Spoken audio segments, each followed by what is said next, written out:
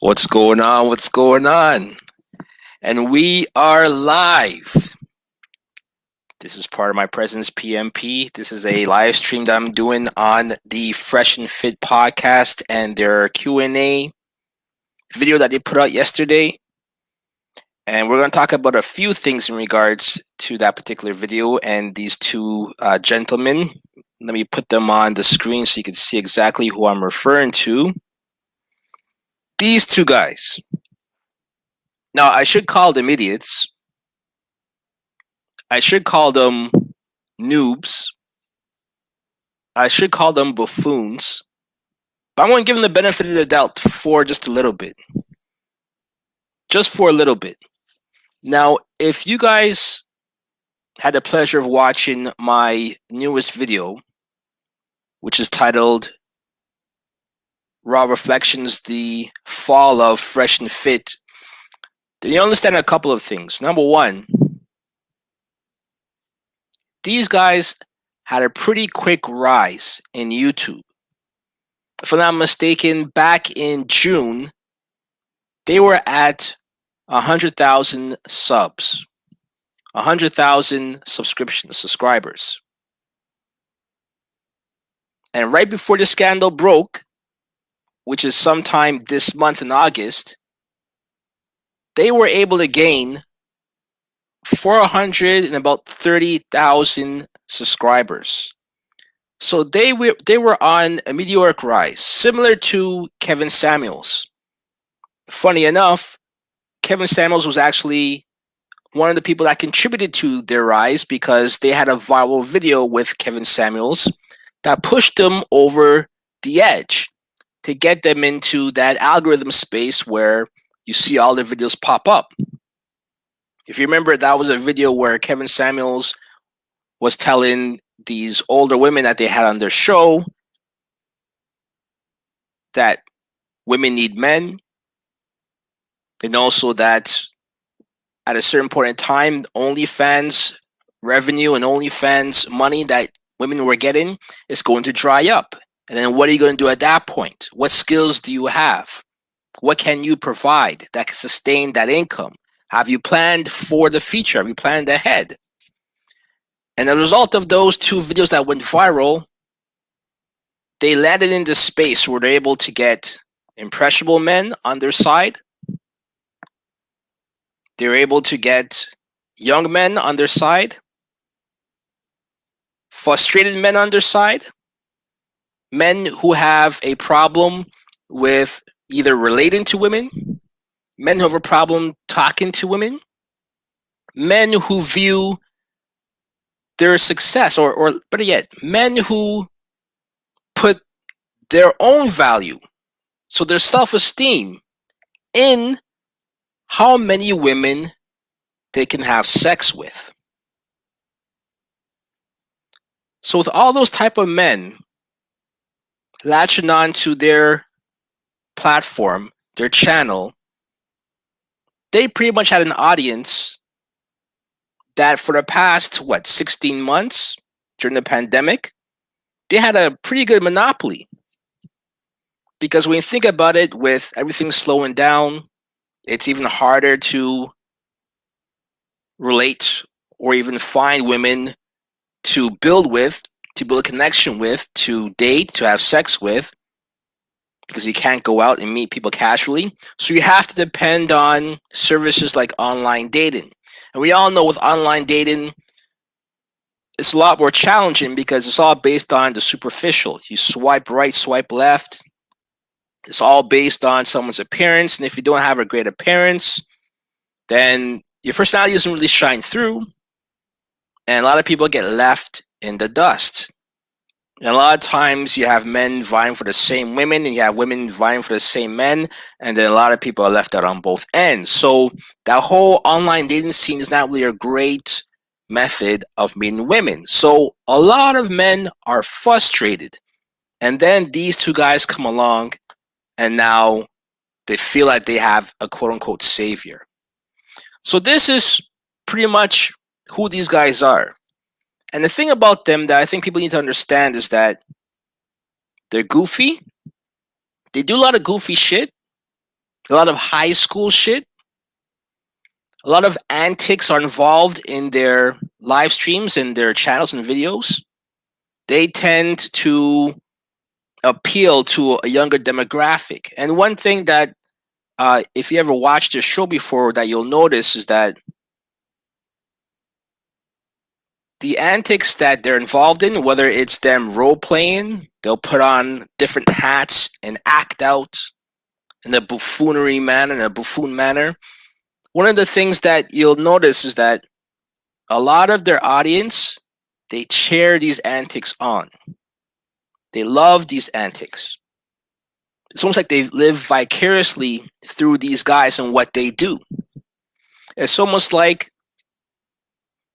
they wish they had the same power. For example, these guys have some type of skit that they do where they'll throw out these IG models from their open forum that they have in their studio if they don't like what the woman is saying, or they find the woman to be the slightest bit either confrontational or the slightest a bit,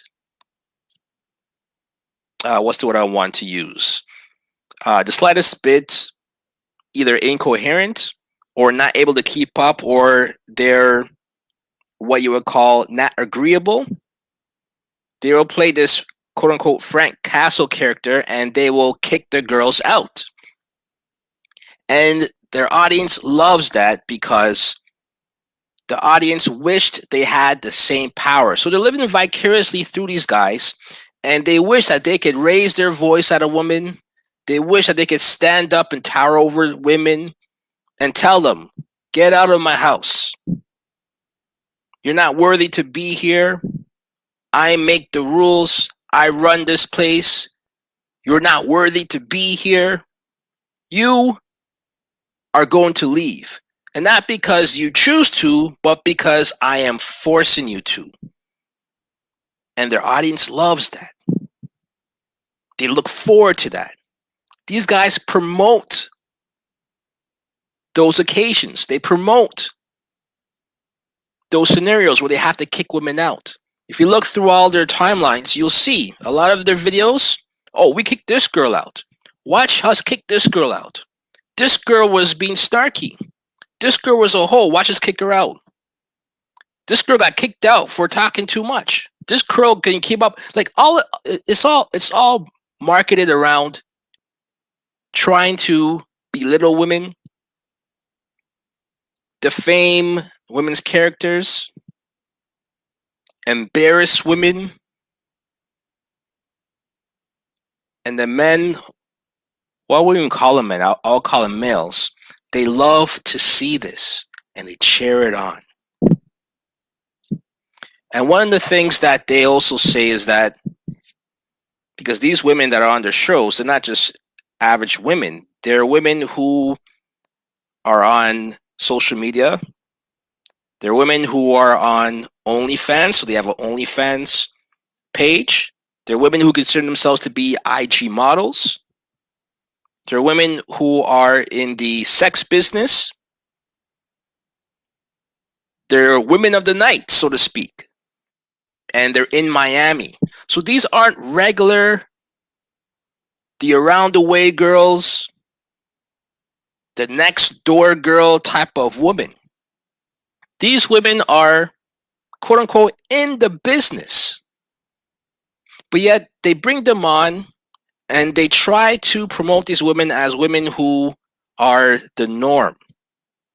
And then, of course, they're going to have takes and opinions that are going to be based on women of the night and women who are clout chasing because that is their business. So a lot of the stuff that they ask these women, you're going to get answers that are based on how they feel or what they've been through and what their life experiences are, which is far from the norm from everyday women. And this is where you got a lot of men who are looking at these answers and these opinions of these women, and they get upset. They feel that these women are, quote unquote, either airheads, or they feel that these women are full of shit or full of themselves. These women's choices and their wants and needs are way above standards to the average man, but these women are looking for above average men. They're looking for what is now coined a new term as high value men. So these aren't even the women that you should be looking after or looking for if you're a regular guy, if you're a guy that's not in the industry. This is the type of woman that you stay away from. Because even if you were to get this type of woman, you wouldn't be able to keep her. It'll just be your turn.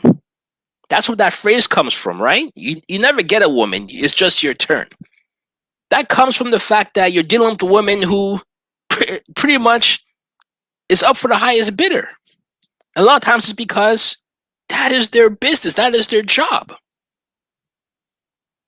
But because they pit these women into scenarios to make them seem like everyday women, their male subscribers get jaded.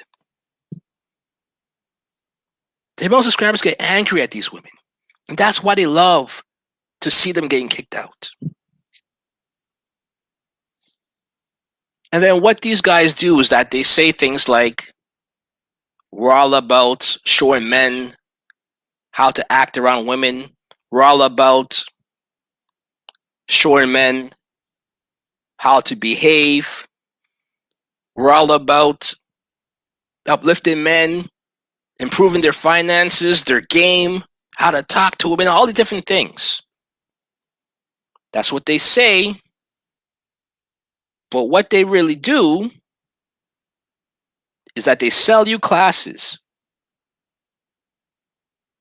They'll sell you courses,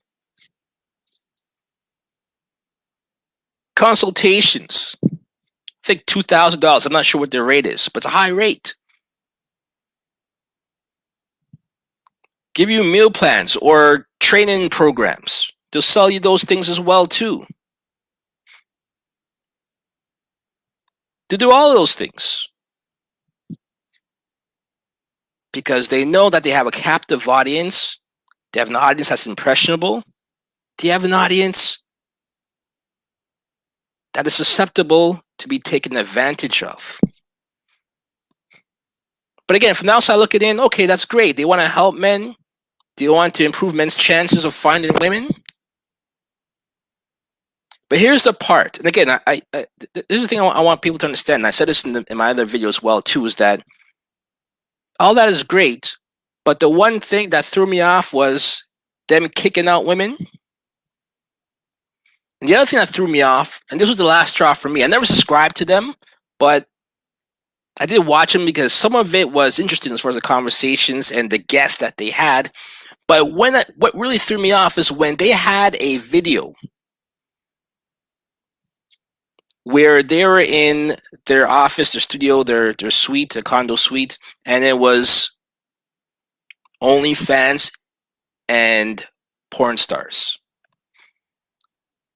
And in that particular video, they actually said that, hey, these women will be featured on our Patreon channel, and they will be providing sex content for our Patreon members.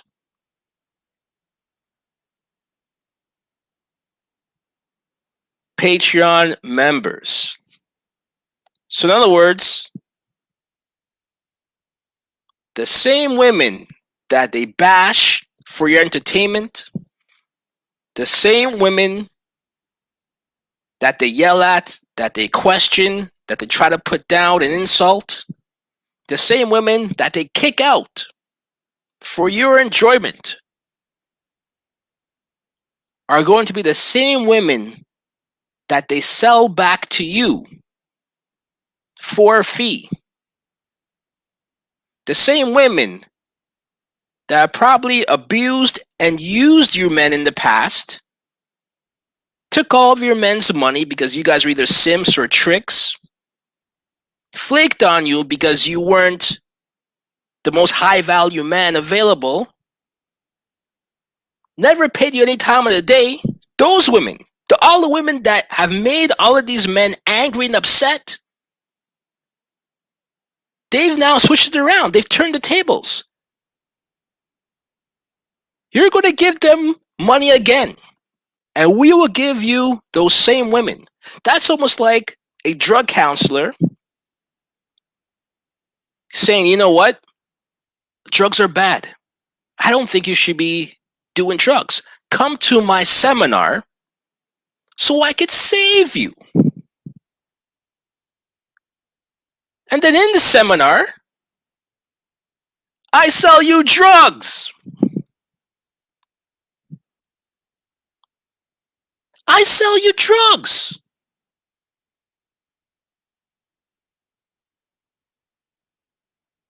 I sell you drugs. The people who I know are vulnerable. The people I know who probably overdosed numerous times. Again, this is an analogy if you haven't caught on. All of the men, the victims who have overdosed on women, had bad experiences dealing with women, been hurt, caught up in divorces, lost all their money, their fortune. The women who are damaged, who are broken, who manipulate, I am selling them back to you so you get hooked on them again. That is exactly what they're doing. And when I saw that, I had enough. I was like, you know what? I can't rock with these guys. Then when everything else started coming out, the issues with the other OnlyFans girl, Nina Unrated, then the issue with Aberrant Preach came out. All this started happening within like the last couple of weeks. And a lot of the things that started revealing themselves about who these guys really are and what they're really about.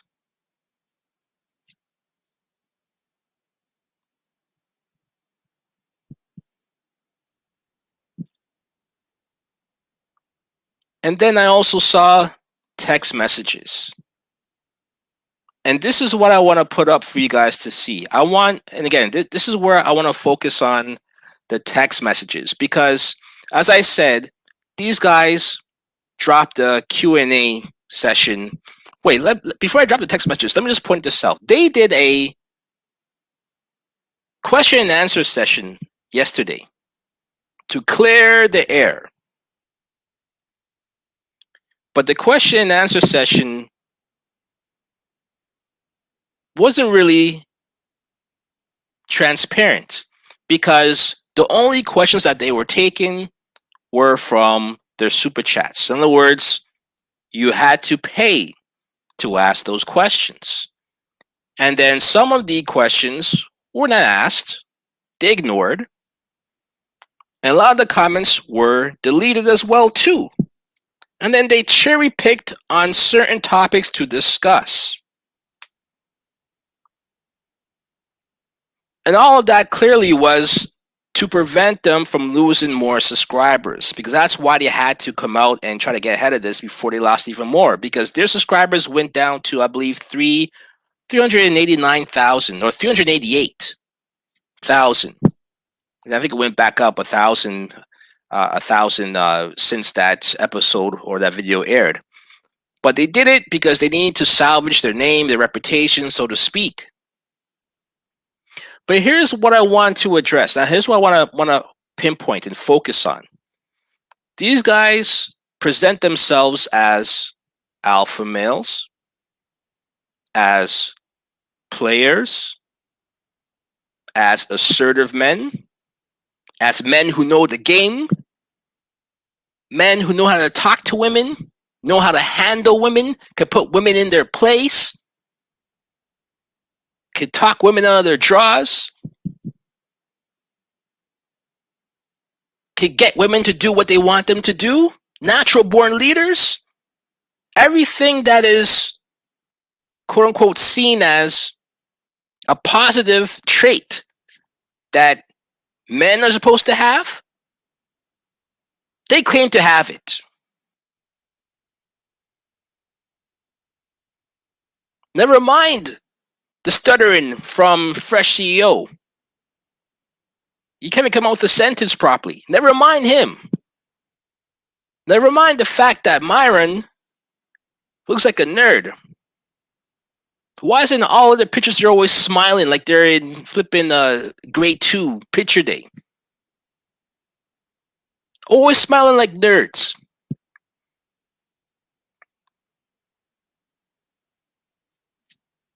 But here's what I want to focus on, because really it's the heart of the matter. Whatever they say, whatever they said yesterday, they can spin it however they want to spin it. But the things that they can't ignore is actually what they did. And what they did from their point of view was the actual text messages that Myron sent to one of these women, some type of fitness model, some IG model that they wanted to have on their show. And this is important because if you wanted to believe in who these guys are, if you wanted to feel connected to these guys in any way, to say, you know what? These guys I could vouch for. These guys are the guys that I'm going to put myself in a line for, to support them, put my money out there to support them. So I want to show you the text messages between Myron, or Moron, which I should probably call him going forward, but the text messages which he admitted he sent. Now keep in mind, this was all revealed not by Myron, this was revealed by the woman. She came out with this first, but she never said who it was. She just put it out there for people to see, to say, look what this guy is sending me. What do you think about what's being said here? Right? It's only Myron that came out afterwards and pretty much exposed himself and exposed her as to what that whole situation was about. But she put this out there. And there's a reason why she put it out there, because it was such a ridiculous conversation, a ridiculous turn of events, a ridiculous approach. So let's go over the text messages, okay? And have about, I'd say about what? The seven slides of this. Let me know if you guys can see this well, okay? This was a screenshot that I got from a video that was dropped, okay? But I'll read it as well too, so you kind of get an understanding as to what's going on here. So Myron, or Moron, starts off with the initial text, which is, yo, we should do a collab. Now, number one, if I'm somebody who has a pretty large YouTube channel and platform, and I am the talent, I might not want to say, yo, we should do a collab. I might come across a little bit more professional. I might say something like, hey, I like your style. No, I wouldn't say that either, because that's, again, not how you approach things, especially when you're dealing with something that has to do with your business. Right? You would say, hey, you have a great following. We're both into fitness. I'd like to have you on the show and get your opinion on men and women, and that dynamics between men and women and relationships. I think it will be a good fit. Something like that, right? Something formal, or maybe informal, but still on the up and up. But he just says, yo, we should do a collab. Maybe this is just the young men's way of communicating, right? Like Money Boy Trey said, hey, little mama, what it do? Right? And before I go further, shout out to everyone who's in the chat. Shout out to everyone who's listening and following along. Keyshawn Wilson, Money Boy, Rush, Urban Therapist. Salute to everyone. But this is how he starts off. Yo, we should do a collab. And I guess her being, I don't know, ditzy, her response was, hey, sure. What you got in mind? With a smiley face, right? Maybe that's the white girl vibe. That's what that is. I don't know. But anyways, he responds, interested in a YouTube collab in Miami? Okay, I have no problem with that, right? Then she says, sure. I'm not sure when I'm going to be in Miami, but I could definitely let you know next time I'm out there. That makes sense because apparently she resides in LA. The show that Myron does is in Miami, completely opposite coasts. So, of course, it's not going to be like, hey, I'm going to be there in a few hours. No, this is going to require some type of logistics, some type of planning. Makes sense. But his response is, when's the soonest you could be out here?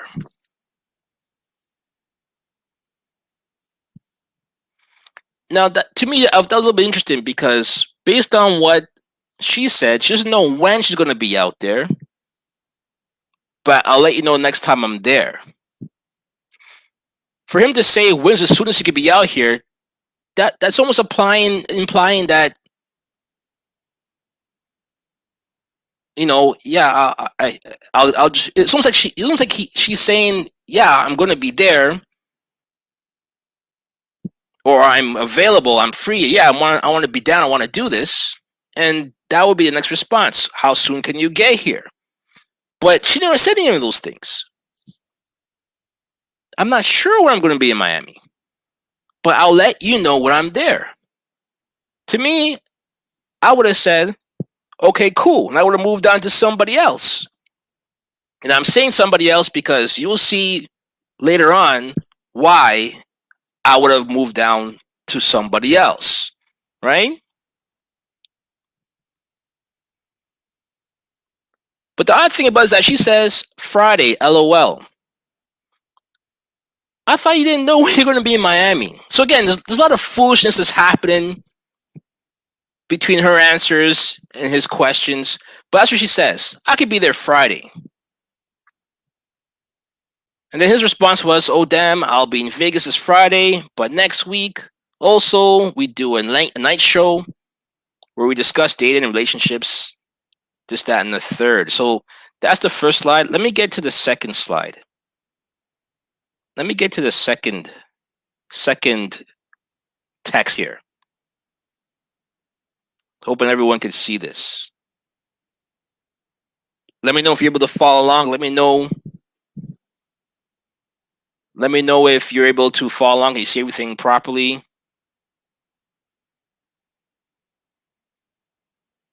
Respect, Keyshawn. I try my best to pronounce stuff. Respect. But what I see here, I guess she says sure. Okay, I'm backtracking. Okay, so Friday, LOL. Oh, damn, I'll be in Vegas this Friday. But next week, also, we do a late night show where we discuss dating and relationships. Are you single or married? Now, that might be a situation where he wants to know what approach or what type of perspective she'll bring to the conversation because they have an open forum or open debate show. So, okay, that question, it can be related to what they're going to discuss. What type of group of women will we bring on the show? What are the dynamics to make the show interesting? So that's a fair question to ask. And she responded, want me to make it happen or should I plan for next week? It's almost like she's accommodating them. Like anything you say, I'm willing to do, but only if you want me to. Does anyone else get that impression from her responses? Like, I'll tell you no, but I'll say yes if you want me to. Do you get that type of vibe from how she's responding? It's almost like she's low key hitting on him. It's almost like she is indirectly saying, "Hey, I am interested, maybe not on a personal level or a sexual level, but I'm interested in whatever it is that you want me to do. Continue to lead the way." Right? That's what I get from this a little bit, right? But let's keep going. Let's keep going and see. So his response is, it would have to be next week if we did it. Okay, nothing wrong with that. Her response is, would early next week work? I like Monday or Tuesday.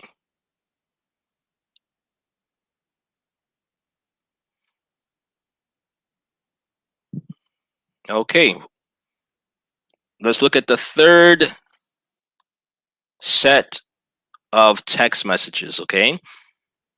So then he says, that would be tough. You didn't answer the relationship questions. LOL.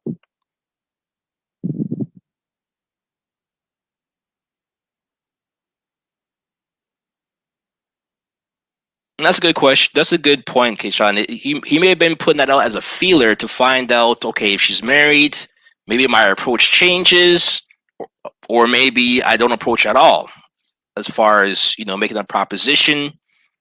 And if she was single, that could go all the way out. Good point. So let's see where this goes from this point, okay? So he goes back to that question, are you single or are you married? So her response is, oh, I'm so sorry, that message actually didn't load until until just now for some reason. I am single. Now, let me point this out. This is one thing that I've learned from women.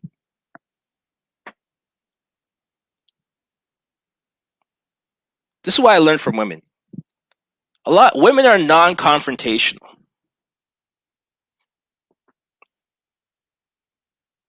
Women are non-confrontational. They would rather tell you that they have to stay home because their dog broke their leg and they need someone to help them hop up the stairs, rather than tell you, no, I don't want to go on a date with you. Or say, I know you're trying to hit on me, but I'm not interested. They'd rather not say those things. The first tactic is to ignore the question right away.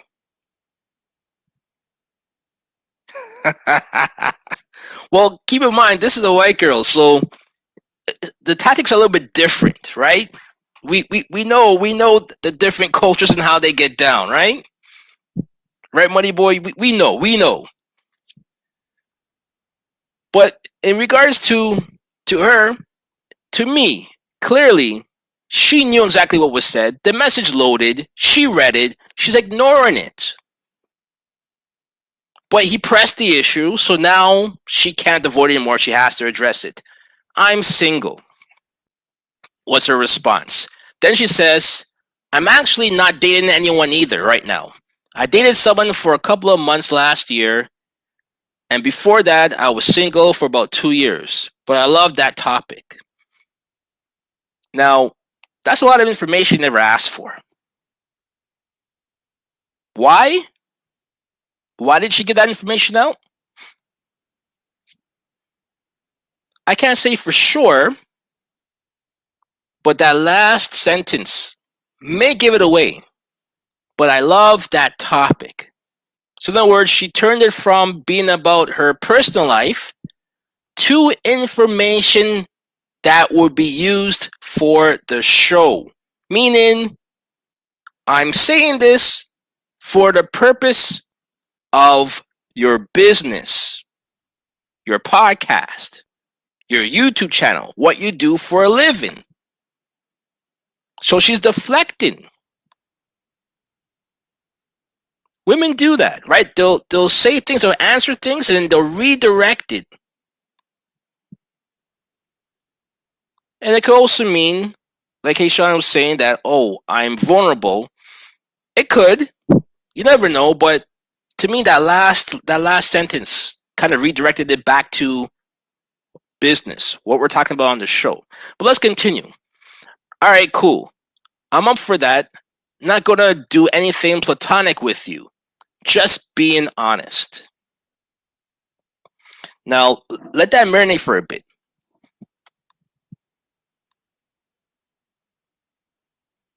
Let that marinate for a bit, folks.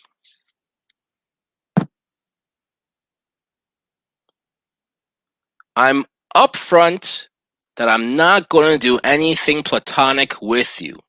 Just being honest.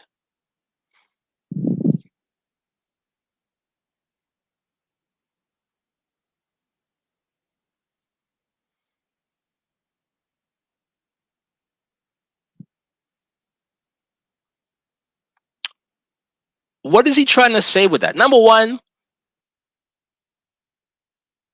he's saying that he's being upfront. He's saying that he's being honest.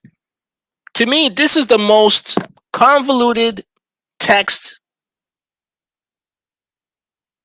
I've ever heard. The most convoluted, honest text I ever heard. It makes no sense. For many reasons. Number one, it took a left turn here. Because everything that they were discussing prior to this was about the logistics. When could he come on my show? Not when we're going to date, where we're going to meet, what are you going to wear, are we going to have sex? It wasn't in that vein.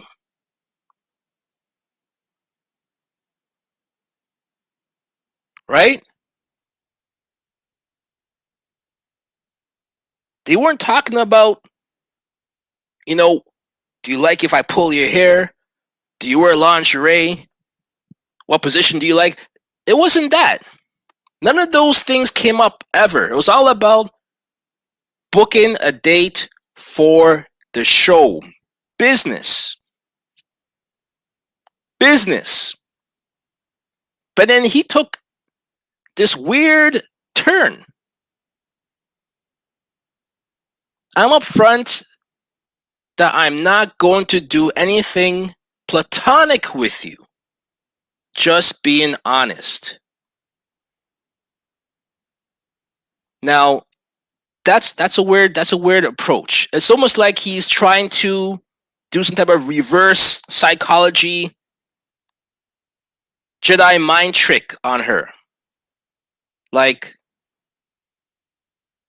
he's trying to get her in the mindset that, yeah, I know you want me, but it's going to be on my terms, type of shit. I don't know. It makes no sense. And then he says, just being honest. Like, was she questioning the honesty before? And again, when you look at her response, it's, I'm confused. I'm not trying to do anything with you except collab. Because that's all they've been talking about prior to this.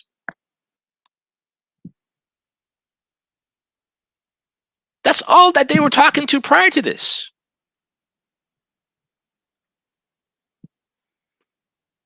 And then he says, no problem. I collab directly with girls I date. No pressure though. Come again?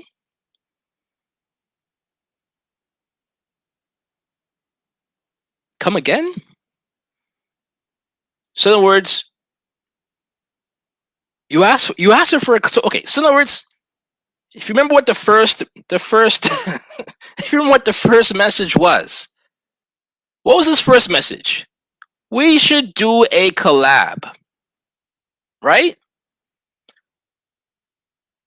We should do a collab.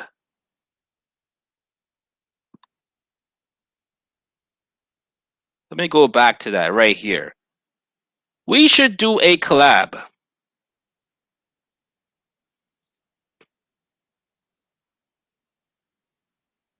So all along, was that his way of saying, hey, we should have sex? Was that really what he was saying? We should have sex. It didn't come off like that to me. Did it come out that way to you guys? But let's continue. Then, of course, as anybody would respond, because we're all lost here, she says, so if we aren't dating, you don't want to collab? So in other words, she's saying, okay, what's going on here? What's the deal? What are you saying? Then he says, no, don't mean to be an asshole, but we have plenty of women in Miami. Huh?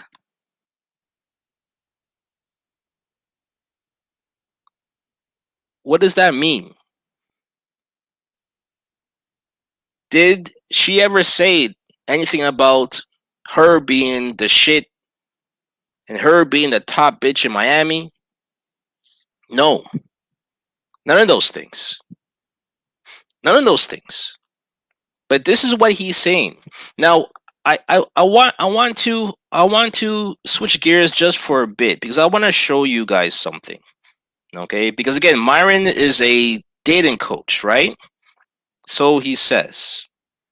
He is a guy that will help people with their dating. All right? Myron is someone that will, let me see. Myron is someone that will actually will get your money, sell you courses, right? Sell you courses and make you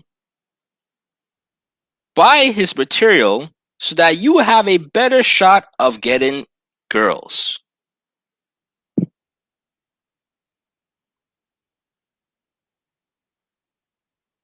Remember that for a second, okay? Remember that for a second.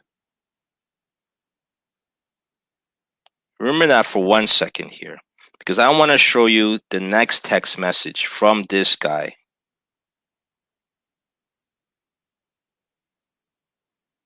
We're on the 4th slide now, okay? We're on the 4th slide. So what he says is that, look, no, don't mean to be an asshole, but we have plenty of women in Miami. Of course, now she's going to get defensive because, like, okay, what are you really saying here? This was never about me being the only girl that you could get. But she says, well, same, LOL. We have, and again, that LOL, she's not laughing, right? That's like a nervous laugh. That's like the Sha'Carri Richardson laugh after she lost that race. I'm the baddest bitch. Period. You can't take it away from me. I'm the 6th fastest woman. That was that type of laugh. Let's not get it twisted. This is a nervous laugh, okay? But what she's saying here is that, well, same, LOL. We have plenty of men here in California. So why would I fly out to Miami to date one who I know nothing about? And she puts out a laughing emoji. And then Myron says, simple. Attractive women are common. High value men are not. No hard feelings, though. Okay, now, if you haven't figured out already, he doesn't get anything from this woman. No pum pum, doesn't get her on the show. None of those things ever happened, okay? But I want to just raise attention to what Myron said in that Q&A. He said that he's direct with women. He said that he's the type of guy that doesn't want to lie. He'll say things right away. He's a guy that will speak his mind. That's how you do it. Let girls know right off the bat.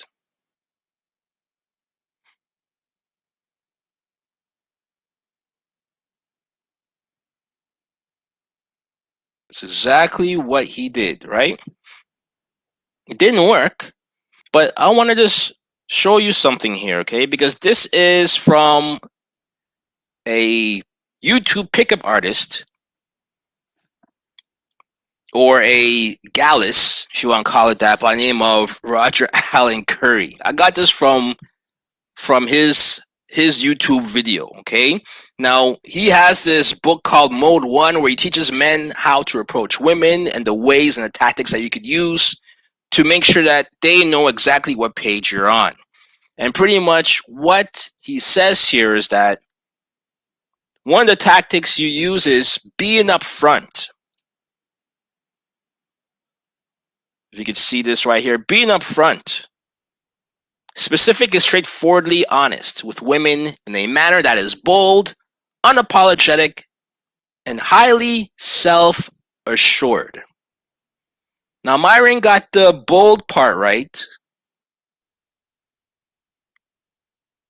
He got the unapologetic part right.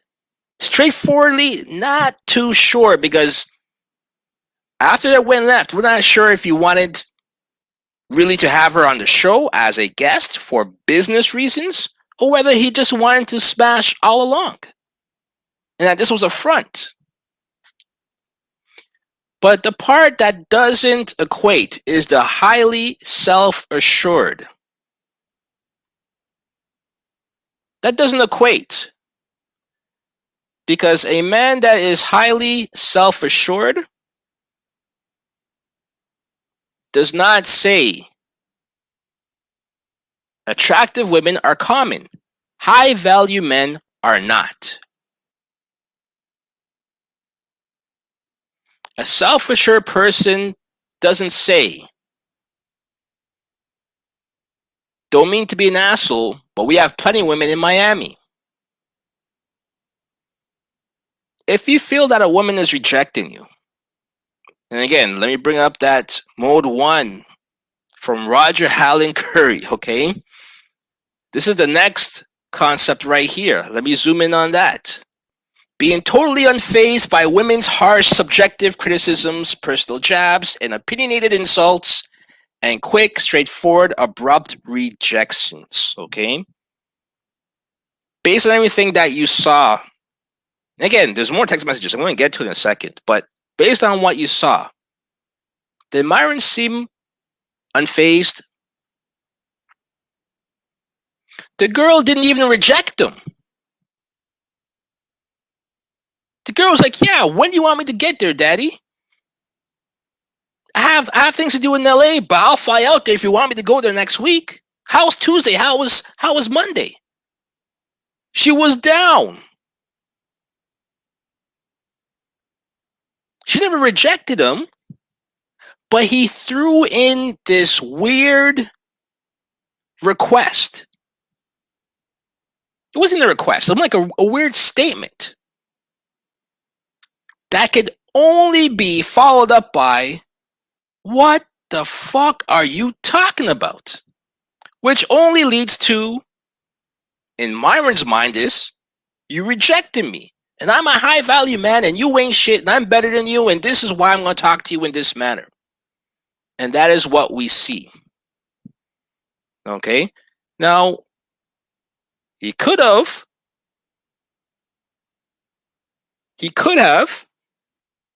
developed and maintained a certain level of charisma, persuasive charm, and seductive influence, i.e., what is commonly known as a mouthpiece. Did you get any charisma from everything that Myron said? Even though sometimes it can be hard through text messages, right, to show off your charisma. But did you get any charisma from anything that he said? I didn't. Were you, or did you feel like he's being persuasive in a charming fashion? I didn't think so. Was he being seductive? No. He wasn't seductive at all. As a matter of fact, he was too abrupt. Too abrupt. And usually, when the man is too abrupt in his approach with women, is for two reasons. Number one is because he's nervous and because he lacks either self-esteem or confidence, that because he feels that he's going to fuck it up, I might as well get it out there in the beginning. Blow my load early. and shoot my shot prematurely and get over this torture. Get it over with. Because I know she's going to say no. So just come on and say, hey, do you want to have sex? Of course she's going to say no. These things have to gradually get to that point. Unless you're in an atmosphere where things can be understood based on body language. And this is why he should have waited until all of this happened after she's been on the show, after she's seen you in action on your set, in your element, in the environment of Miami, in your condo, where you are the man, where you are the star, the thousands of super chats that you get, the thousands of people watching your live streams, how you're able to take control of the girls, maybe even kick a few out, right? To make you look big and bad. Do all those things, and then after the show, hey, do you want to get some drinks afterwards? I know you got to get back to LA, but you know, I got a few hours before so-and-so. Let's do this. In other words, the business comes first. The pleasure comes afterwards. You don't mix the two. You don't do the pleasure before the business. And you definitely don't do the pleasure through text messages in place of the business. Okay, but let me get back to the rest of the text messages here, okay? Because what she says after he cries like a baby and says, attractive women are common, high-value men are not, no hard feelings though. It's like almost when you say to a person, no disrespect, but, right? That's almost like what he says here, with no hard feelings though. After I diss you, I'm going to say, well, don't take it personally. Now, the problem with that is that look at what she says afterwards. You haven't proven to me that you're a high-value man. And actually, I know quite a few high-value men. Remember, she's in LA. She probably does. But she says, I'm not just an attractive woman. I'm an entrepreneur with six-figure business and a high-end profile of assets. I'm nothing but common. I think she meant to say I'm anything but common, but I'll let that slide. And then she says, no hard feelings with a smiley face. Now, if you don't know already, what she's doing here is she's shitting on the guy. She's doing it in a sarcastic tone. And she's doing that because she feels that that's exactly what that guy did to her. So she's matching his energy now. The snarky, the passive aggressive, the juvenile type of energy. Right? That's what we're seeing here. So now she's matching it. So now you get into a territory where you're now in a situation where these women that you think that you're talking to, that you have game over, you're getting into a territory where you're not going to be able to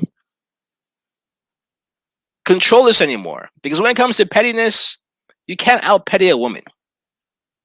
For many reasons. Number one is because if it gets to a certain point where you're losing, you can't fight the woman. Right? Usually, if you're getting into an argument with a man, at a certain point, after the words have been said and you have no more words, you're going to start swinging. It's going to come to fists. You can't fight a woman. So in other words, it's all going to be talk. And women can talk. And women know how to get a man and make him feel very small and vulnerable. So you never want to get into that type of argument with a woman. But here's what she says. She says, in fact, wasn't my friend / neighbor Mike Rashid just on your show? And she laughs. Then she says, high-value men don't talk the way you just did. I have 75 people on my story who voted in the last hour and can't. Now, the message goes on, but I'm going to stop it right here. She name drops someone I guess you consider a high-value man, and Mike Rashid. He's also on a YouTube channel, over 1 million subscribers. He does fitness. You would call him an alpha male. You would call him someone who's a high value male. He's been on that show before. She's name dropping this guy. She's pretty much putting her balls on the table to say, look, I know what I'm talking about. You can't talk to me like I'm some type of floozy from an OnlyFans page. But one thing that you notice here is that she sends 1, 2, 3 texts, one of them at 1 a.m. in the morning. So in other words, she's doing the double texting, the triple texting, meaning that she's been triggered by what Myron has said, and she is looking to embarrass him. She's looking for that interaction now because she wants to get back at him. Because based on what he said, I guess she feels small or feels like he was trying to play her. Understandably, but guess what? It gets worse because she keeps going. Who voted in the last hour?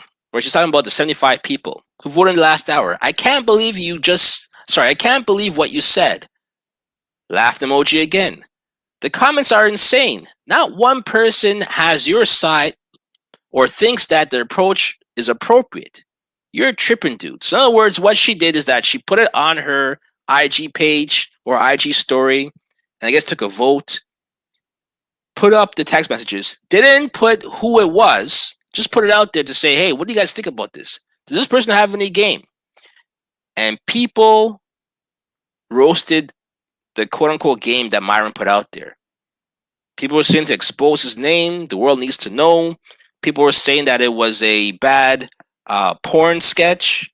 People were saying that this guy is a loser. And she's sending this to him at 1 o'clock in the morning. Now, mind you, LA time is different from Miami time. So maybe it wasn't 1 o'clock in the morning on her time. But the point here is that she's sending this to him, numerous text messages, and Myron's not responding. It could be because Myron's asleep. I don't know. But the point is, she's been triggered. She's going at it with him. She wants to embarrass him. She wants him to feel small. And this is when Myron sees the text messages and bugs out. And this was the text messages, this was a text message that we all saw. This was the message that was the one that was put out there for everyone to see and consume. Let me just make it bigger for everyone.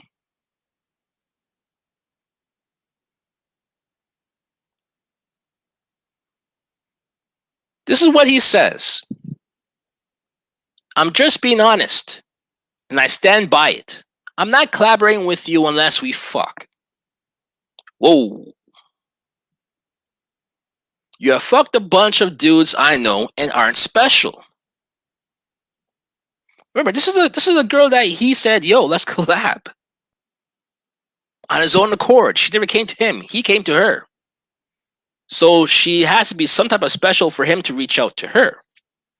But he's taking it back. You ain't shit. Can I have your number? No? You ain't shit. One leg's bigger than the other. You know, that type of shit where, sour grapes. I want you. I can't have you. F you. Keeps going. You could have just said no and kept it moving. But you are clearly in your feelings going through all that effort with the poll, etc. Number one, he says you could have just said no. Just said no to what? Because this is the first time he ever said that we need to have sex. The other times he mentioned dating, right? The other times he mentioned coming to the show to collab and talk about relationships in between men and women in Miami. So what was she supposed to say no to?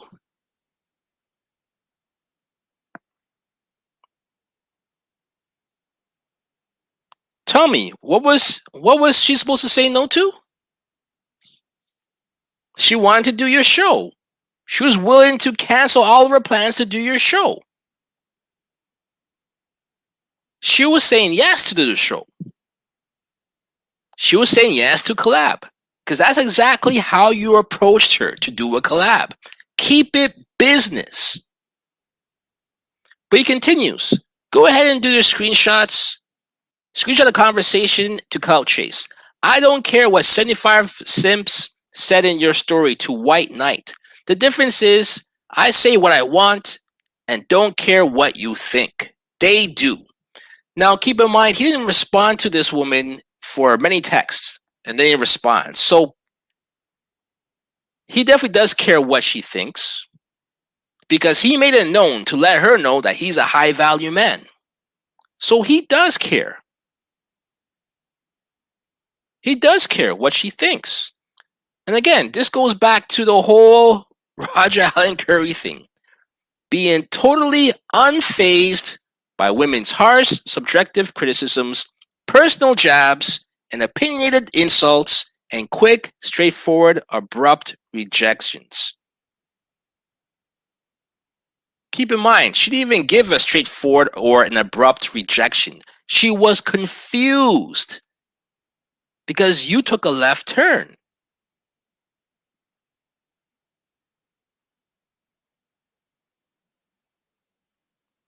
And here's what she says in response. I haven't slept with a bunch of dudes, you know. Check your facts, dude. Cause this is really ignorant. This is a really ignorant claim. And I am pretty damn special. You're a fool for talking to me like this. Number one, you can never tell how many men women have slept with. Don't try to even make any claims. If you want to expect the worst, go ahead, but you never vocalize it. You keep that to yourself, right?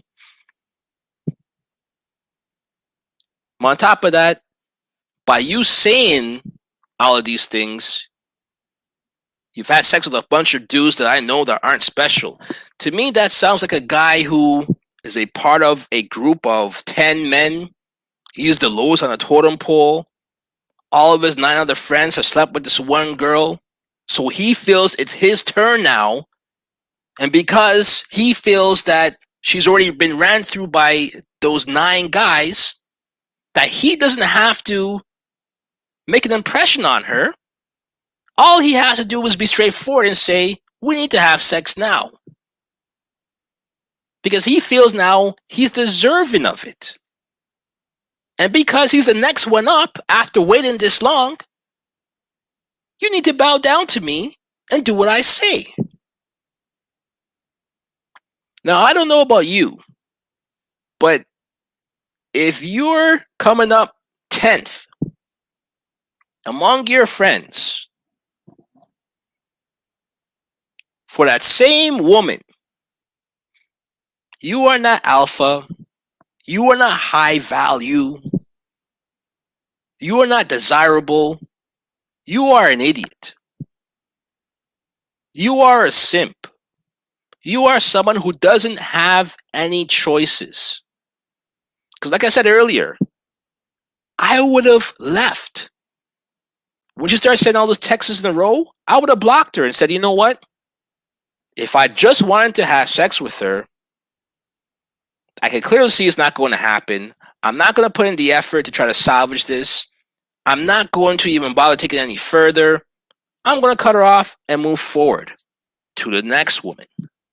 Why argue? But no, what he does instead is he's going to argue. He's going to want to convince the woman. He's going to want to tell the woman, I'm high value. I'm the shit. You ain't shit. This is his approach. This is how this guy talks to women.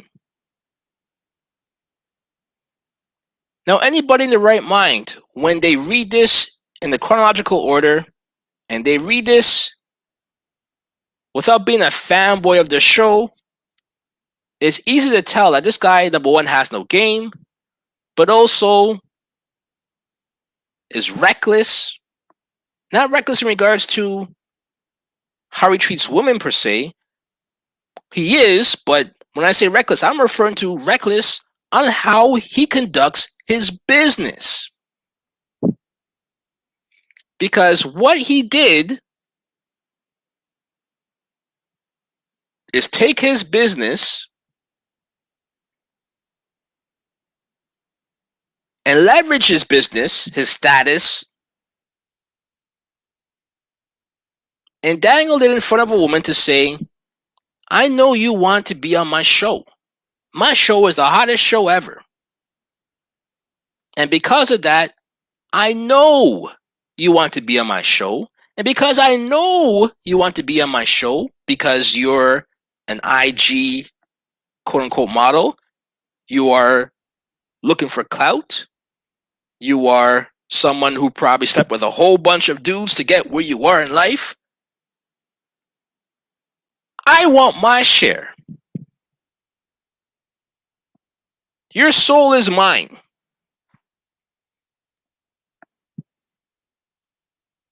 I'm going to be so direct that I'm disrespectful because I don't care about your feelings.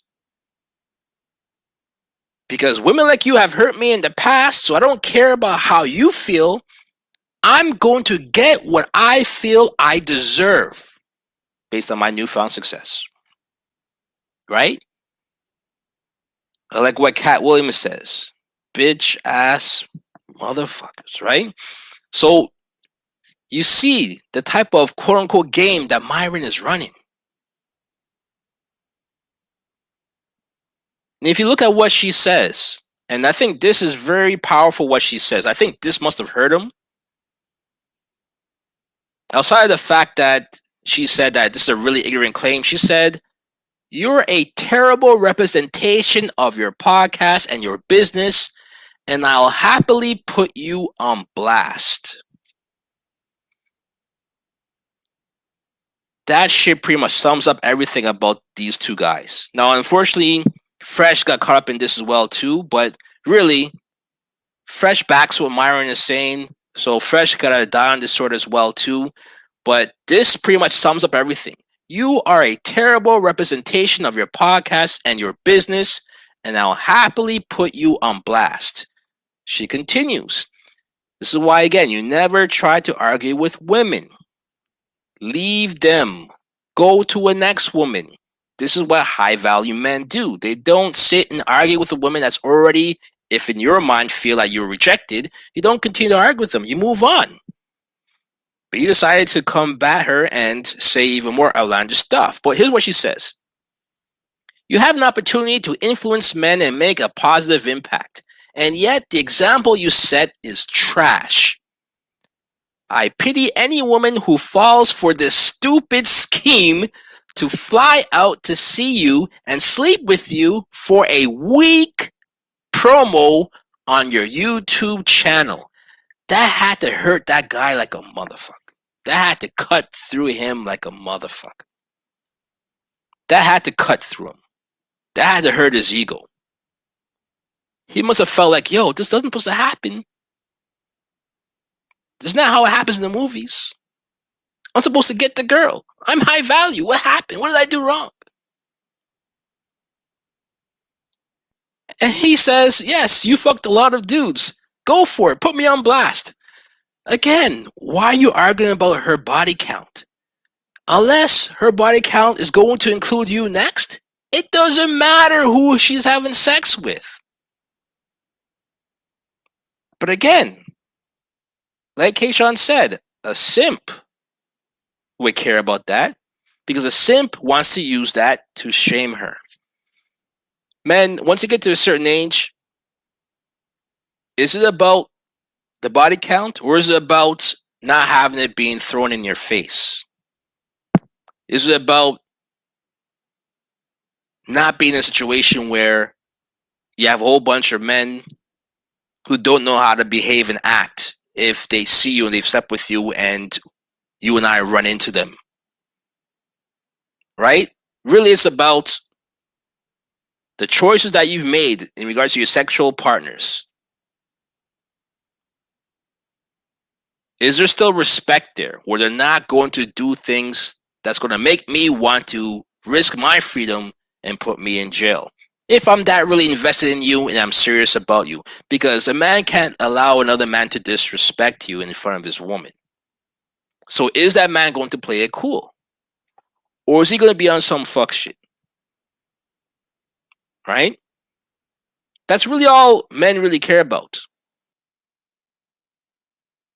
Not about how many. It's really about, did you pick wisely? And did you pick men who's not going to do some bullshit about it? But anyways, that's a side story. But again, these are text messages that show a glimpse of Myron's game. The game that he sells to you for thousands of dollars. Why would anyone follow these guys? Why would anyone think that these guys are the ones to follow? Why would anyone believe that this guy is who you should emulate? He's not.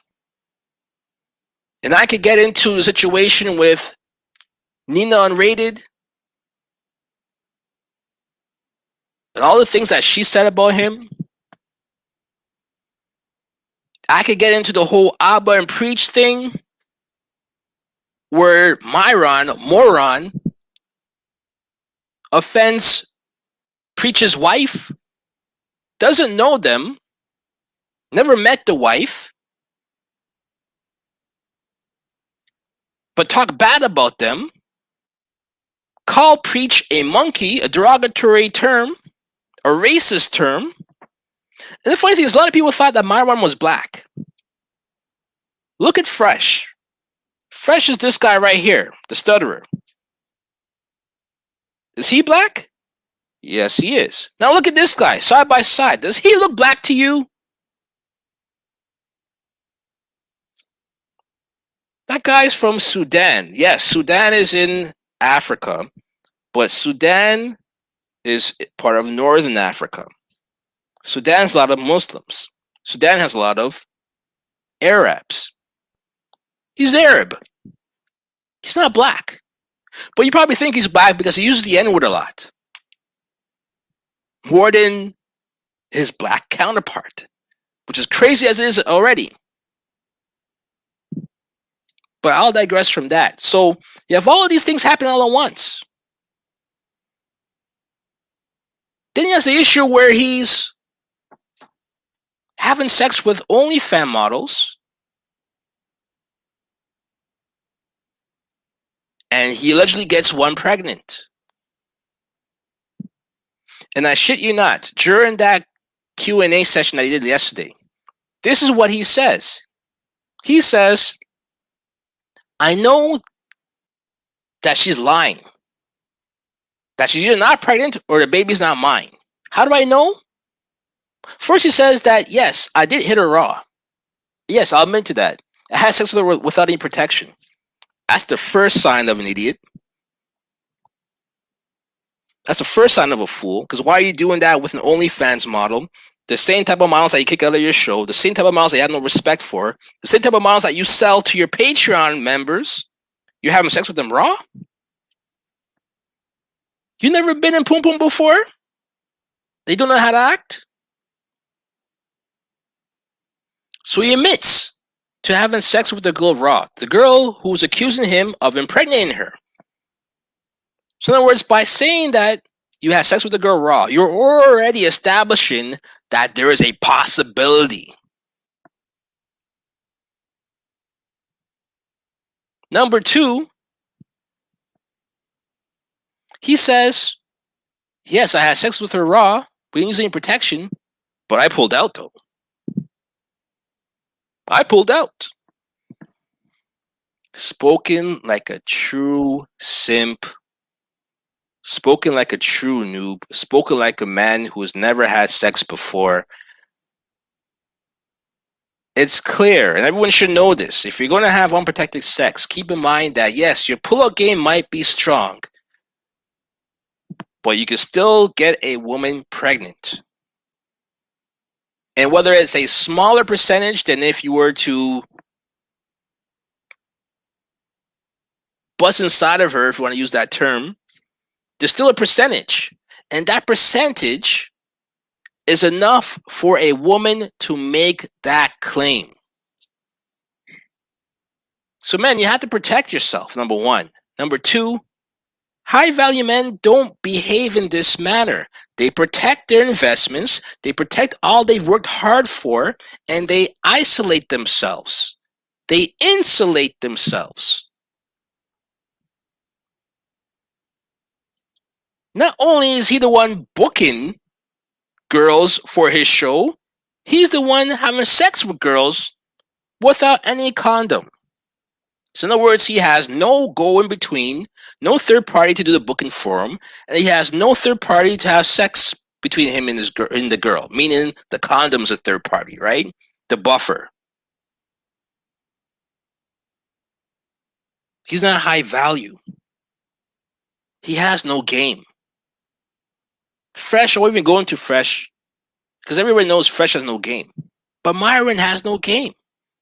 Myron is an angry person, an angry individual who has some type of newfound success, and he's using it to get back at women. Just like all of his subscribers are in the same boat.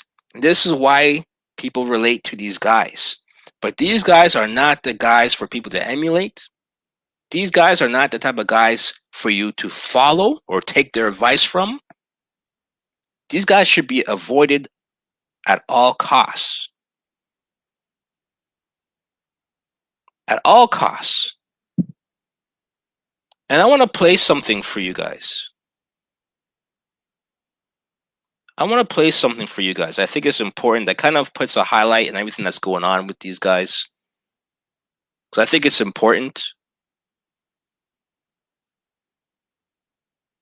I think it's very important that these things are said and that these things are revealed to everybody else. But this is an important video that I want to play.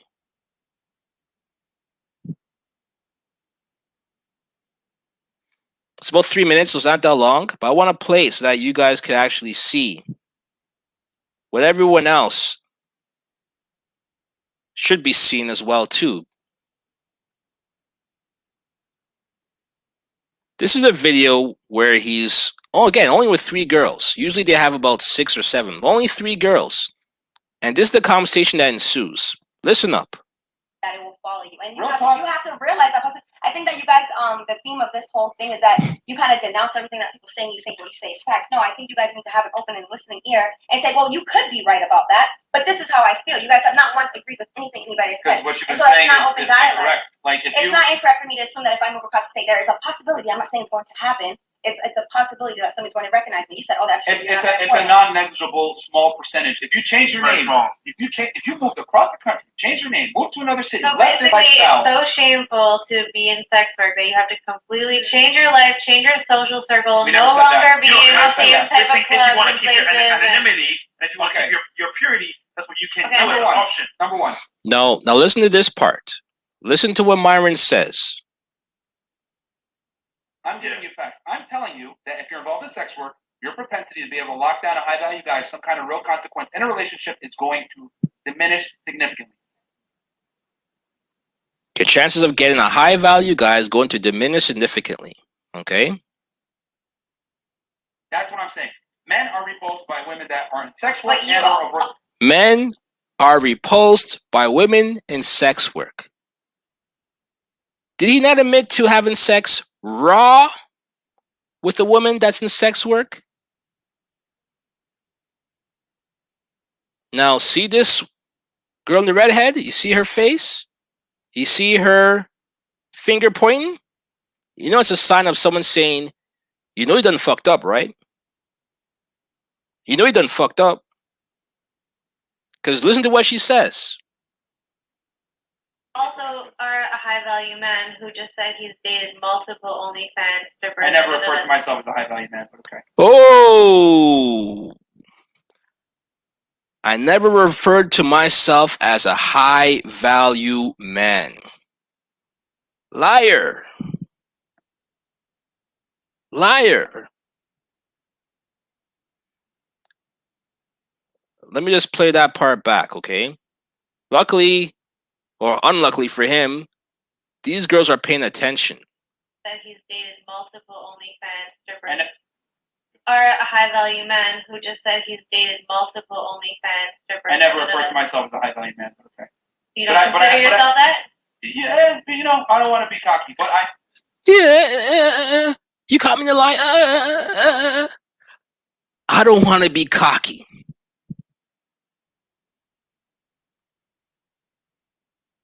I don't want to be cocky.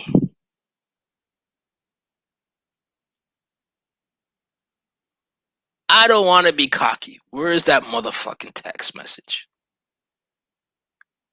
I don't want to be cocky. Is this the one? I'm not collabing with you unless we have sex. Sorry, I don't want to curse. You have sex, a bunch of dudes I know and aren't special. But hold on, let's go back to the other one, right? Let's go back to the real one where he really gets triggered. Which one is it? Which one is it? Which one is it? Which one is it? Is this it? Yeah, this is the one here. Simple. Attractive women are common. High value men are not. No hard feelings though. Liar.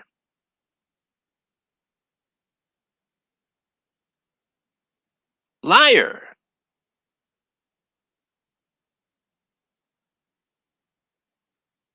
What happened, my guy? What happened? Huh? What happened? Let me play that again. But you also are a high value man who just said he's dated multiple OnlyFans strippers. I never refer to myself as a high value man, but okay. You don't consider yourself that? Yeah, but, you know, I don't want to be cocky, but You just caught me. I have dated multiple women that work in that industry, I and feel like you have the right to answer yes or no. Yeah, are you a high value man? Are you a high value man? I'd be very cocky. Anyway, Listen, if you guys watched his show before, you know that he gets upset when women don't answer things directly. He gets upset when women deflect to the point where he kicks them out. He kicks women out for not being straightforward, not being honest, not being transparent. Are you a high value man or not? Yes or no? listen, Do you meet the criteria of a high value man as per that Samuel's man on YouTube? You guys can assume what you like. The point, If he was a woman saying that, he would have got kicked out.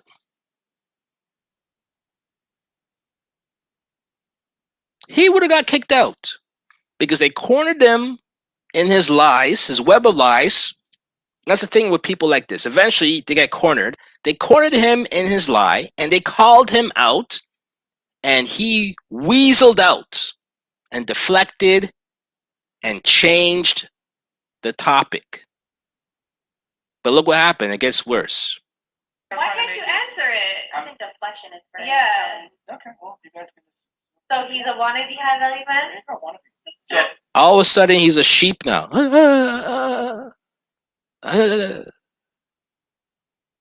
Okay, but let me keep going here, okay? I don't know. I'm just asking. What about you? Are you a high value man? Do you make over $100K a year? I'm a broke boy. Facts. I work at Chick-fil-A. I thought that was your past life when you were married. And We still do. Boom. In other words, Freshio, I know about you. You're not going to lie to me. You were a loser in your past life, fronting to be a high value man now. Why would anyone pay money to get advice from these two guys? And these two guys aren't that young to be saying, yeah, you know, they're going to learn from this. They have to mature. These guys are pretty old.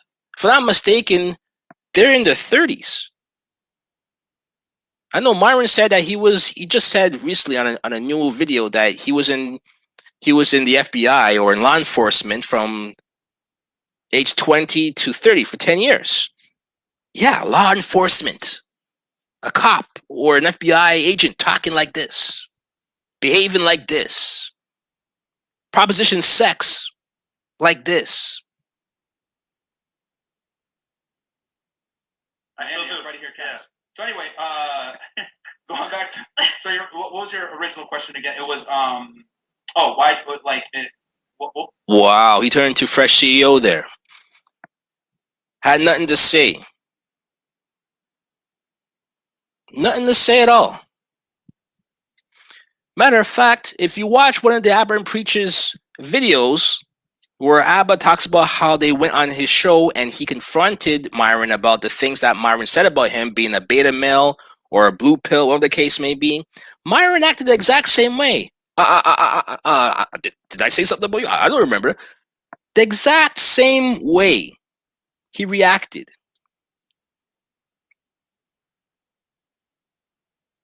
These guys aren't high value. These guys aren't people to aspire to be. No. These guys are manipulators.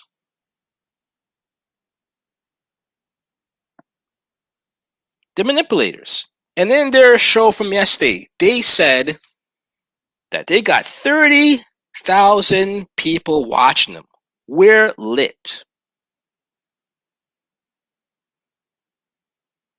But a lot of it is because people wanted to hear what they had to say and wanted to witness either a defining moment where these guys come clean and address things with honesty, or they were all sitting like that Michael Jackson gif where he's eating popcorn in Thriller in the movies, waiting for a train wreck to happen and wanting to see it happen in real time.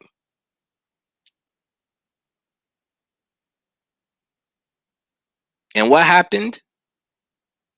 That's what we saw. Because in that live stream, we saw a lot of lies, a lot of cover-ups, a lot of deflections. And everything that was presented to you in those text messages, Myron admitted to sending them.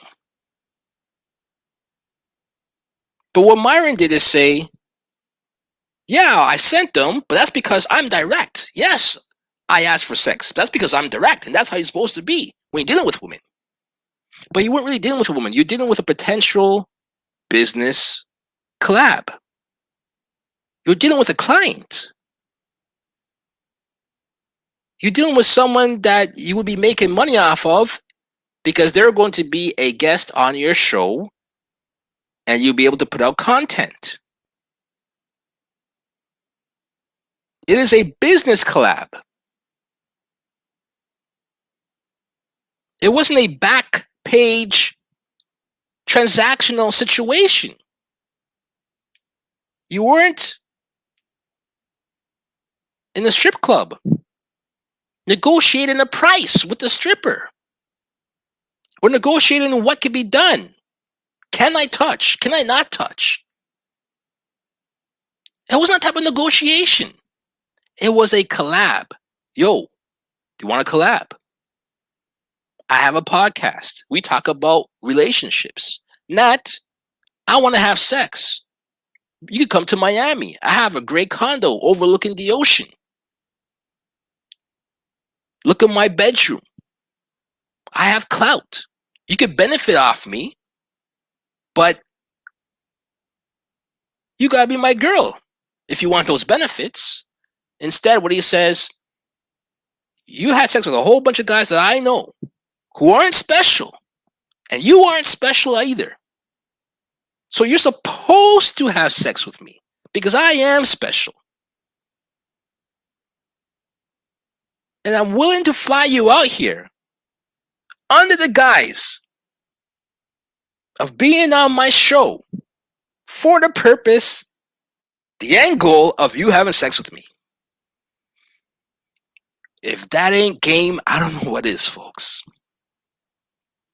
That's the sorriest game I ever heard in my life. That's the most juvenile approach I've ever heard. That's hella corny. That's hella toxic. That's also hella risky for you to put yourself out there being who you are and making that type of connection between your business and your sexual exploits. You're wrong, Myron, on so many levels. Your messaging to young impressionable men is wrong on so many levels. You are a poor representation of men in general. You've offended not only women, but you've also offended people in your community, your fellow men, your peers. O'Shea, Duke Jackson, the lead attorney, Kevin Samuels, Abba and Preach, Roger Allen Curry, Kevin Ray Wilder. I could keep going. Allende, the guy who busted into your condo the other day. I could keep going. You offended everybody in a matter of a short period of time. That's called being exposed.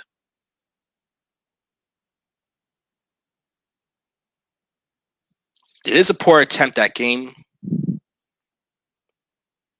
To be honest, it wasn't even an attempt. It was more like a self-sabotage. I'll give you an example. You know, if you're playing basketball, I'll give you another example. Remember if you watch Fresh Prince, there's an episode where Carlton and Will, they played for the same high school basketball team. And Will Smith was the star, getting all of the baskets, getting all the cheers, had all the confidence from his coaches, got all the looks from the cheerleaders and all the girls. And Carlton felt that he was just as good as Will, practiced just as good as Will, wanted the same shine and clout and attention as Will. And it ate him up inside for all of those years not getting the attention.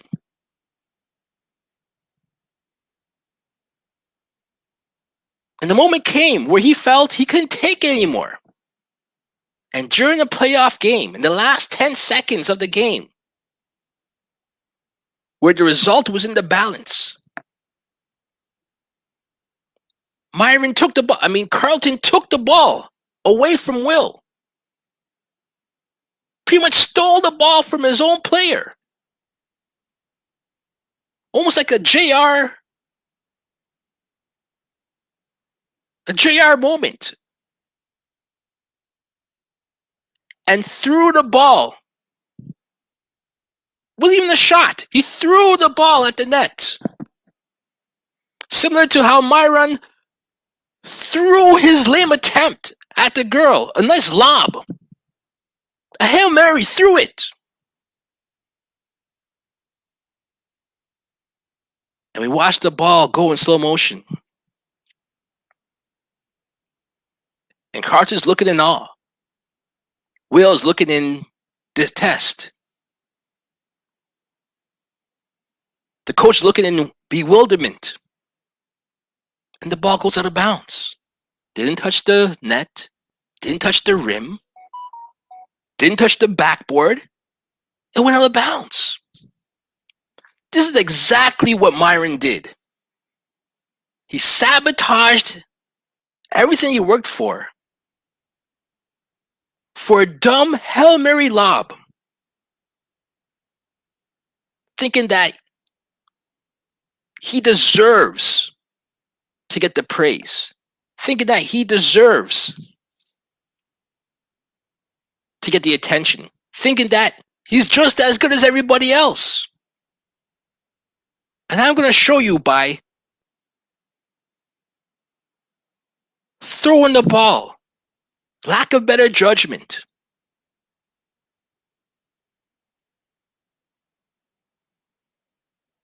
And do some dumb shit because I feel entitled, that I deserve this.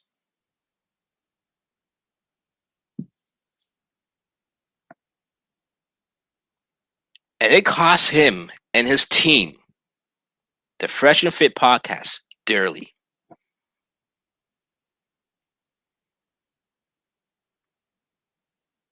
And that's what I want to say about this particular situation with Myron and Fresh. I think I'm going to leave it at that. I do want to put an invite out. I talked a lot. My bad. I talked a good one up in here. But I do want to put an invite. If someone wants to come on and share in this conversation, if you have anything to say in regards to the text messages and what was said, their approach, if you want to call in and critique what I had to say, if you wanted to get on my case and correct me about anything I said, I've opened up my forum. You're able to come on and say something. Whatever it is that you want to say, in agreement, in disagreement.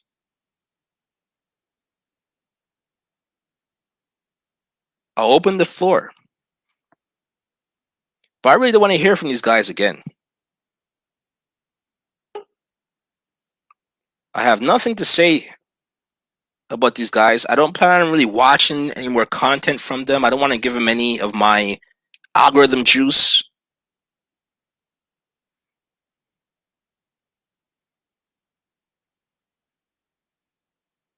Let's see who I got here. Kayshawn, can you hear me? I can. How are you? I'm good. How are you doing? I'm fine. Can you hear me okay? Loud and clear, loud and clear. Can you hear me? Very much, very much. Good, good. I wanna just thank you for calling in and listening. What's your take on this situation? What's your opinion? My opinion is unfortunately, like both in the woman sphere and the manosphere, there are grifters among us that are taking advantage of the fact that we are spiritually void and we are trying to reconnect with ourselves and each other. And it is unfortunate that we are looking at clicks and views and monetization as opposed to understanding for much is given, much is required.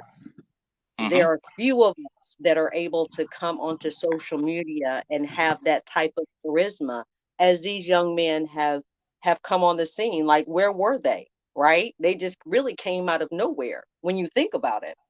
And what triggered me to kind of research them was they had done what they did with Abba and Preach. Now, I had been following Abba and Preach for a little while because whatever they feel, they say, and they're Yep. real with it. Yep.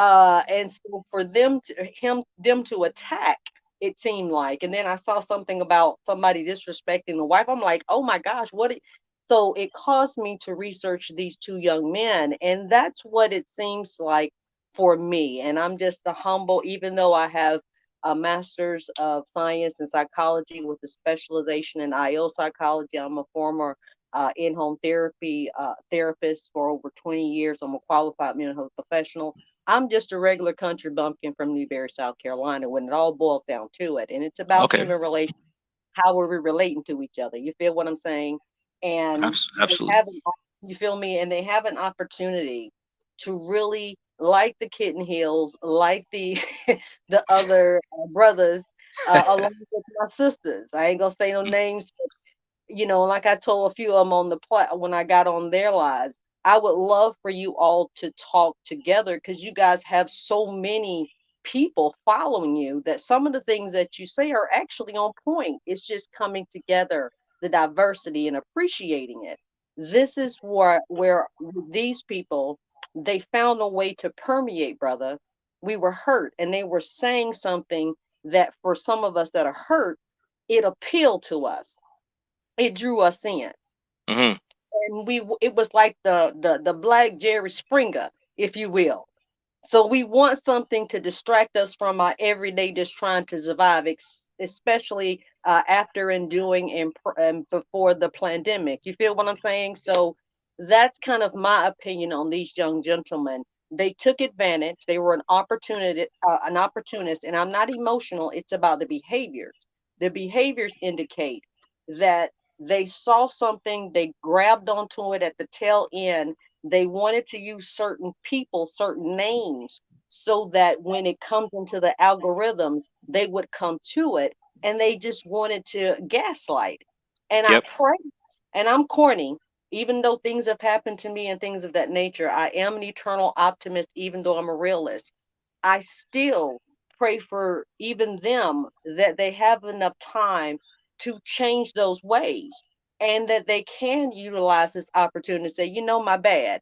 We got caught up, our ego, the money, the girls, the this, the that, the third, our bad. We gonna come back and give y'all what y'all deserve. Again, I'm corny, bro. With the things that have happened in my life, people laugh at me. I'm like, Keyshawn, how can you be so optimistic? It's like I don't have a choice. If I don't want to catch a bag, you know, like Bernie Mac said, bust a move. I don't want to do that. Yeah. So I choose to speak in love and in truth and love. So that's kind of my opinion with these young gentlemen. How do you feel about, you know, what I've shared? Well, I agree with you. It's interesting that you mentioned the collaboration to have like a well toned message. What I noticed about these guys, because you mentioned Kevin Samuels as well too. Uh, Although of all of the stuff that people say about Kevin Samuels, at least he knows that he has to be a little bit more responsible with his platform. He's toned it down a lot since that whole viral moment, and he understands that there's a responsibility that he has to have when dealing with such a large platform, dealing with a group of people, and understanding that there's a certain way, a certain level that has to be upheld, and a lot of it has to do with integrity.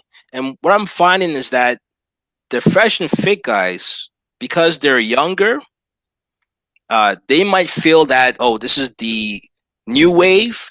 The other guys are the old wave, and we don't have to listen to them. We're going to do things our own way with our own methods. We are in tune with everybody else, and they focus more on numbers and analytics more than they focus on respect and integrity and those old, quote unquote, old fashioned values.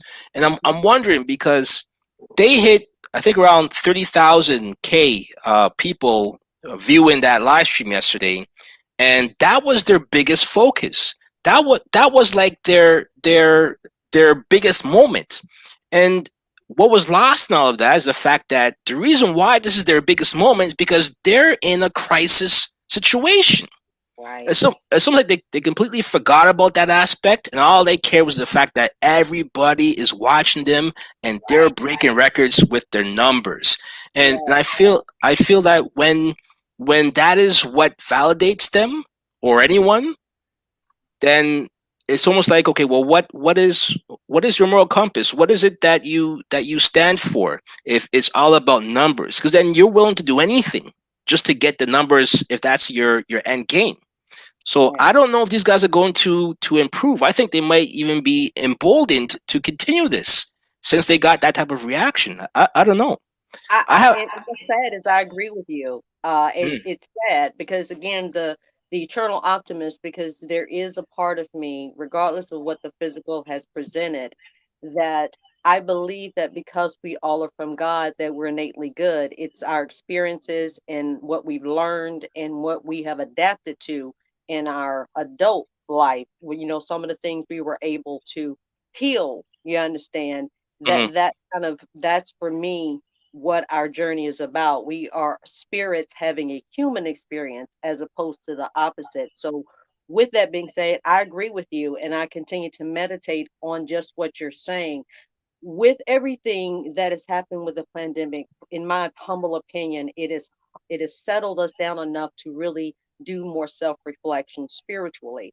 With that being said, I am really sending it out in the universe, bro. Even with my scenario, I am that there are more like yourself that's coming out to address those types of ailments in our community. Yeah. So, with that being said, I agree with you. I'm a behaviorist. I'm not, yes, I'm a girl, I'm emotional, sure. When it comes to business and things of that nature, I'm very much masculine. I have a duality about myself that I appreciate. I've learned a lot from Mhm. both genders. And with that being said, behavior wise, our actions are indicating just what you're saying. That because we're doing so much for the click and the view because money comes after that. I'm still working on and meditating on us to understand what does it profit a man to gain the world and lose his or her So soul. Yeah. So I agree with you. I wish I could say no, that is not the truth. Our melanated community is doing X, Y, Z. It's like, no, I have to be realistic about the fact that we are indicating that this type of behavior is not going to decrease, it is going to increase because the void continues when we have those types of people like them that gets our young people in particular triggered with Hmm. trauma bonding. And so when the trauma bonding happens, and I'm not trying to be too, because again, I got a little mad. I be trying to teach this kind of thing, and I love that. I'm a life coach as well. It's where we have to identify what attracts us to certain people, and is it something Yeah. within us that we are looking at them to feel? And if that be the case, it's just honestly a disservice to the both of us, and it's enabling. We're becoming codependent. We've taken trying to take away from the supremacy system, but we're kind of putting back in being codependent on them. No, we're better than that. And I do pray that both sides who are utilizing them, the polite scenario, the Sonetta, the Christie, just so many people that are just monopolizing and monetizing on the pain of our people. I pray for that. I pray that there is a breakthrough on that, because all of these people that I've mentioned have at least 5 million of our melanated attention, brother. Hmm. And these brothers do. And I'm doing a low ball. You understand what I'm saying? So Yeah. for me, I agree with you, and I don't mean to take over your platform by no means. I'm just saying we in agreement. A lot of us are out there in the trenches doing and saying exactly what you are coming to the platform to say, and we need more of you all so that you all can counteract them and the others that are, again, they've lost their way because the money, the fame, and the fortune, it has distracted them It's blind them. from Yeah. the vision. That's all I'm saying. So we got to pray for them to come on back. And that's what black women, I mean, melanated women do. That's what we do. So we going to keep doing it. No, I agree with everything you're saying. It's something where we have to call out our own, because really no one else is going to call us out. People are going to use our bad behavior and monetize it, right? So it's not something where we could depend on anyone else from the outside to assist us. It's we who have to call ourselves out whenever we can. Whenever we see something that's wrong or a bad apple or a bad influence, we have to regulate, right? Because we're seeing it. We're seeing what happens when there are bad apples and people who mislead. It's monetized. It's taken and it's pushed back on us, and it's sold to us, right? So I agree with you completely. I know I have Rush there as well too. Rush came on. I think you're on mute, but Rush, do you want to add anything to this discussion? Yeah, man. Salute to you and the panel. You know what I mean? Definitely dope subject matter to hop on. With Fresh and Fit, you know what I mean? There's a lot of things that they do. I don't agree with. You know what I mean? But they are a necessary evil. You know what I mean? Like I look at them equivalent to Suge Knight. How Suge Knight took over the game, did his thing, and pretty much put everybody in check. You know what I mean? And this situation right here with uh Fresh and Fit, they kind of they kind of balance they balancing things out, informing young men about female nature. You know what I Hmm. mean? Were you familiar with them before all the scandal? You know what? Yeah, I only was familiar with Myron because Myron always was around Donovan, and Hmm. I like Donovan content. You know what I Yeah, mean? Davin Sharp. But what really got me peeping game with these two cats is when they went viral with the whole situation with Kevin Kevin Samuels. Samuels. Yeah, Yeah, so I'm yeah, like, that's yo, when who everyone. are these cats? And then Yeah. I start, tuning in, see what they was about, and I kind of like their movement. I like the premise. I like the premise of their movement. You know what I mean? Uh-huh. But Myron and Fresh, they did some sucker shit. You know what I mean, that I don't agree with. Hmm. But you know, like I could, you know, people could still take the good information that they give out and just you know leave the bad. You know what I mean? But do you think that they're gonna change from this point out, or do you think it's gonna be more of the same?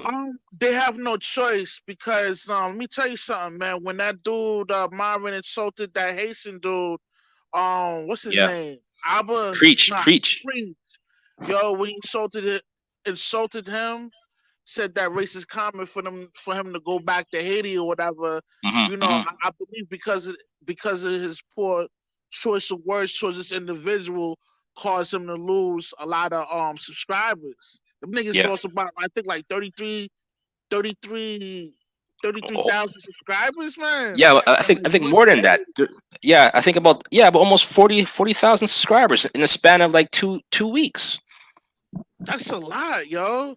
Yeah, So yeah. I mean, it shows that they didn't like the ugliness because that shit was ugly. You know what I mean? Like that energy he put out was kind of nasty towards Mm, Priest. But yo, I understood where he was coming from with that because yo, he did. You know what I mean? They did bonded and you know he flew him out and all that.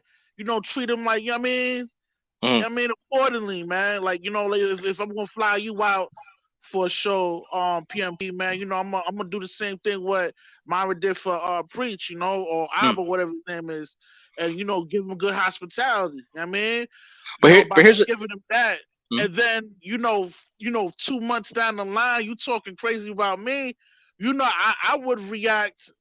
I would react in a upsetting manner too. You know what I mean? But I wouldn't take it to that far. You know what I mean?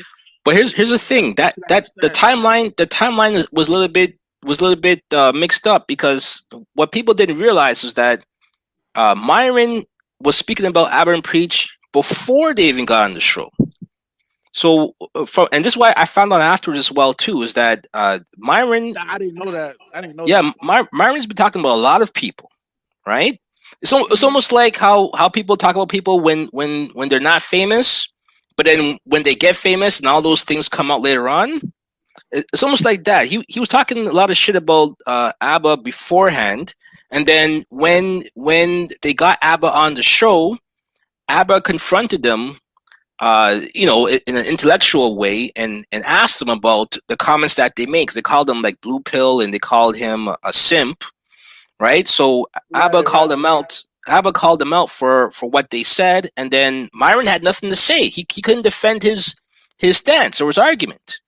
But I think that they hashed it out during that particular uh, episode or that video.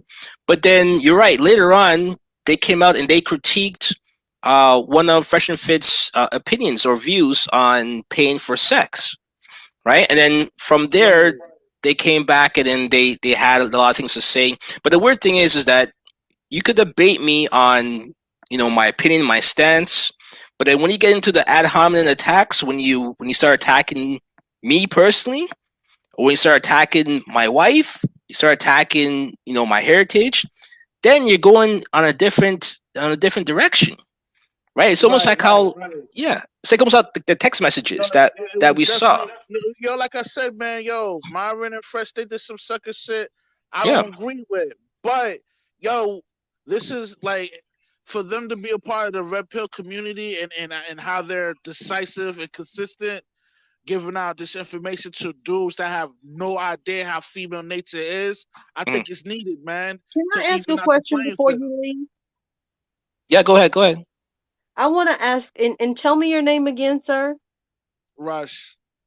Rush, can you share with me, because I am a woman. Can you share with me what resonates from their teachings to you about the nature of a woman? I'm just curious. First of all, a lot of the information that I have, I hearing from them, I already know. You know what I mean, through life experience. Mm. Like for example, females, they usually use dudes to take them out on, like they use dudes to allow them to take them out to eat without the intention of sleeping with them. You know what I mean? Mm-hmm. which is totally unfair. You know what I mean? Like you Okay. kind of like dragging a dude along, wasting his time, knowing that the end game ain't nothing gonna happen. And I agree with you. Go on. you know what I mean, that's totally unfair. You know what I mean? You know how certain women have the ability to be promiscuous, um, and be ahead of the game with males. Cause yo, to be honest, man, people always assume that dudes is always cheating, but it's majority of the time it's the women that's stepping out. You know what I mean? Okay. I I can go noticed, with that. I mean, I noticed through life experience. You know what I mean? And And hold on, you when know, you say promiscuous, hold on. When you say promiscuous, you're saying the women are cheating on their boyfriends, husbands, that type of thing? yes, ma'am. Okay, And go on. and, I'm and, with and you. I'm gonna get to the point. You know what I mean? No, no, Like, no, you're fine. I don't mean no harm. What's your name? Young man who's the platform dude. All I see is the presence. That's all I know. I kind of associate with you as presence. What's your name, Yeah, yeah. sir? You can call me PMP. Thank you, PMP. I don't mean to take over. I'm actually, because I'm curious. This is what this is about, and this is who you are. I'm about critical thinking. I want to find out kind of, I can't help it. As a kid, I've just always been, wondering why people think the way they think so they No, can it's all help me. good. Yeah, appreciate it. So that's why I was asking about the promiscuity, like what his definition is, because it could be that other things for other people. So go on, sir, Mr. Rush. well, pretty much, like a lot of the females I've dealt with in the past, they already in a relationship. You know what I mean? Some Mm-hmm. be married, some be in a long term relationship with a boyfriend, and it's not. You know what I mean? Like, it's like, I'm that other dude. You know what I mean? And Mm-hmm. I lived in many places, man, and it's the same, it's the same thing that they do all over the place, man. Whether if you're in America or South America, they all do the same shit. You know what I mean? And with Mm-hmm. Myron and Fresh giving out, the true nature of the game. Because I tell dudes all the time, man, don't take it personal, man. It is what it is, man. It just this is what comes with the game. You know what I mean? And at least these two guys are giving the men out there that have no idea on how this game really works, the mechanics of this game. So it kind of levels out the playing field for the dudes that have no idea how this works. You know what I mean? Mm-hmm. Mm-hmm. So, And I so agree with you. if I I could agree ask, with you. Mm-hmm. if I could ask you, Rush, in because I know what you're referring to as far as you go out on a date and you find out that a woman just used you for the dinner and there was never any intention for anything else to go further. In a case like that, do you think that's why not Rush, but do you think that's why Myron was so upfront and so direct with his approach with this woman to Okay, now kind of here's the thing. Now, now, uh, now, now here's the thing, right? I understand what Myra's his perception about Shorty. Yeah, I mean, I understand I know where he's coming from, Me mm, too. but how he went about it was wrong. You know what I mean? yeah. How was it First of though? He all, was honest. no. He was wrong on how he came off with Shorty. Just because she has a reputation of being a smart, you coming off like that, like just blatantly, like with no finesse, like there was no effort put into it. And I mean, Mr. Rush, I have if he would have showed just a little bit of respect, he could have smashed. You know what I mean? see But here's the thing. I understand where he coming from because in his mind, through his lens, he's looking at Shorty as a smut, and this is Right. how, this is how dudes treat women that are, quote unquote jump offs. You know what I Right. mean? Hmm. Now let me and I gotta chime in to say and again, as a life coach and relational coach and things of that nature, I do want to share just another perspective to kind of mull over a little bit, chew on. That's what we all do here. That's why we're here in this platform. I have to also add that the fact that he was brash, he was very uncouth, he had no tact, he Hmm. was very simp like. Um, he was a BAN, as Cat Williams would say. I agree with everything of that. What I try to help couples who are trying to re-like each other, right? They've been in a relationship this and third, and they don't like each other. What was it that triggered y'all to like each other before you start loving each other? Let's get back to that. The honesty I found in working over 15 plus years, it was the lack of honesty, the lack of authenticity with what this dude, even though it was F up, it was. He objectified her. That was jacked up. He had no right to do that. However, in America, that is part of the culture, and a lot of our black men or melanated men have now, because of social engineering and social programming after 300 years, we're now doing that. I'm not excusing Mr. Rush. I'm not, because we're better than that. We are gods and goddesses. We just have to reconnect to that. With this young man in particular, it seemed like as the brother was reading it, he's basically saying, I want to smash you. What are the chances? She's saying, I don't want to smash you. I just want to get this bag with you. That's what I was hearing based on the interaction of the text. And then the more he was rejected, honestly, the more emotional and beta male like he became. Yeah, he lashed And out. right. And so, with that being said, I agree with you. He was trying to smash her. He definitely was.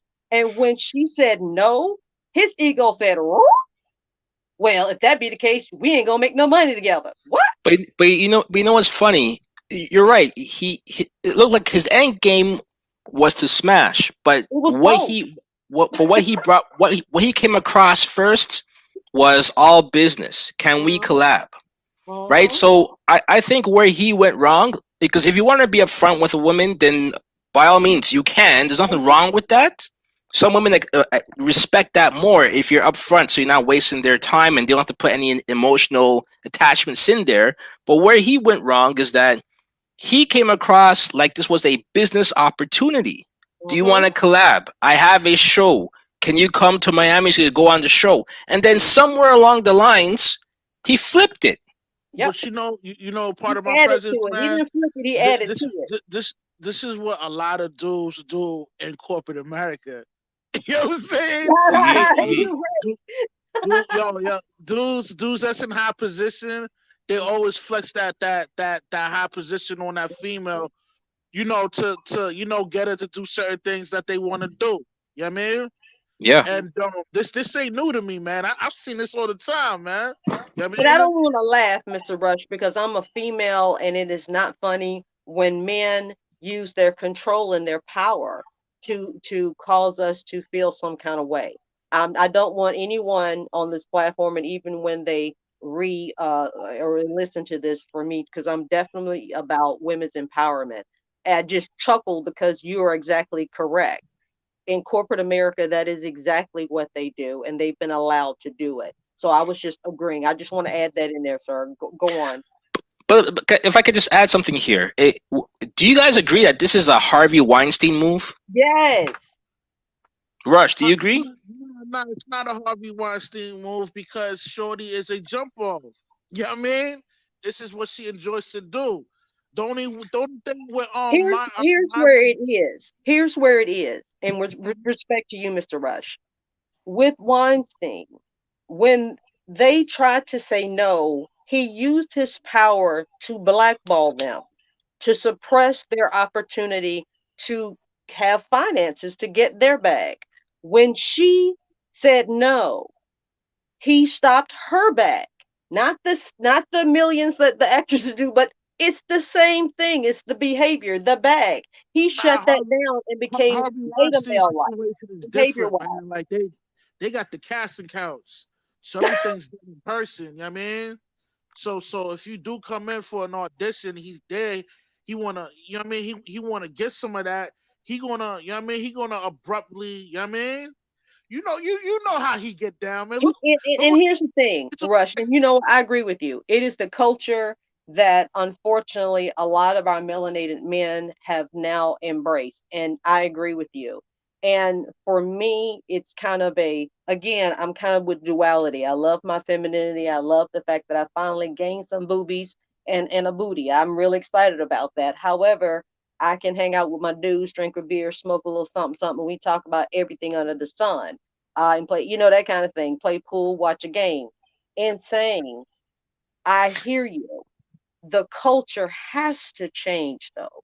We have to, within our community, change that culture, because you're correct. I can think of so many people as you're talking that I didn't hung out with over the years. It's just like, and I'm not chuckling like it's a good thing, Mr. But yo, Rush. I'm only saying, dudes that flex their authority on women, right. like they kind of, they don't really have game like that. You know what I mean?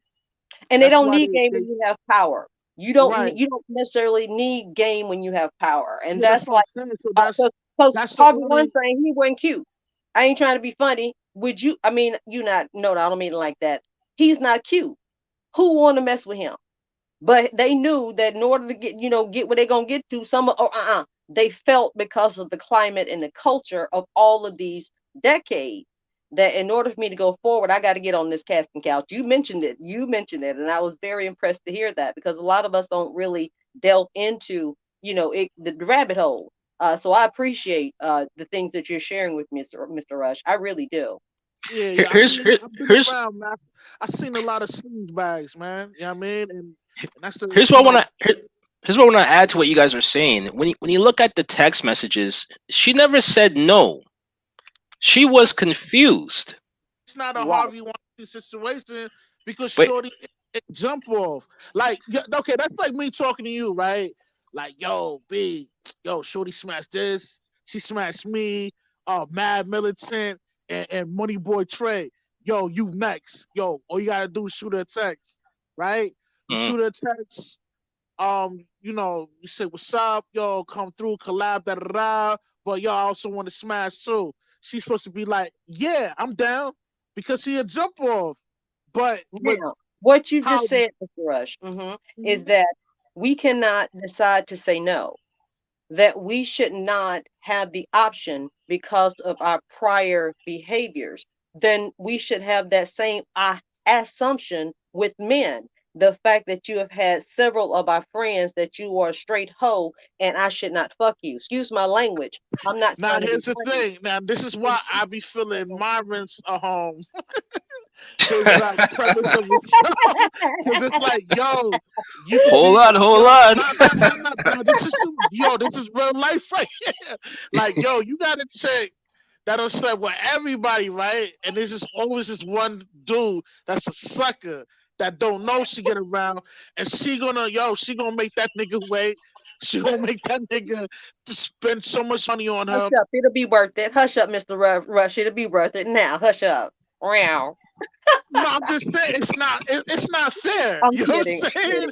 Like, yo, if you gonna let Pookie and Ray Way, you know what I mean, have his way with you, yo, let me let the regular dude have the way, you know what I mean? She said, I'm different now.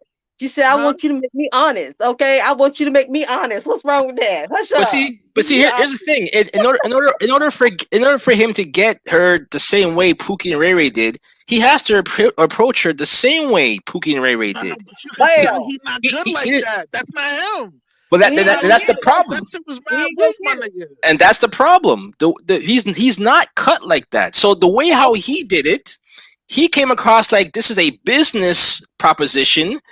And then once he found out that that girl might be a little bit too friendly to the point where she might be feeling him, then he throws in that curve. Oh, but we could have sex too.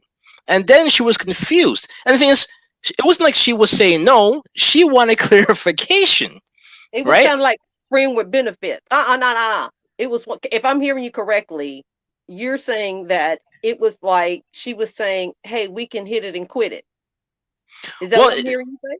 what I'm saying, if you look at the text messages that's on there now, he Uh-huh. throws out there that, hey, I don't do anything platonic.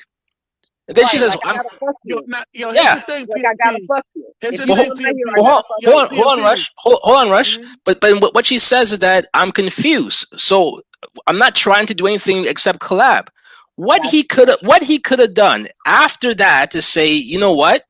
That's cool. Because at the end of the day, at the end of the day, he does have a business. He's going to make money off of it. So in other words, if the sex is a bonus, it's not a simp move. It's not a simp move if she says no, because he's still going to make money off of her, right? He's not paying her to come. He's going to make money either way. So he could have said, okay, come through.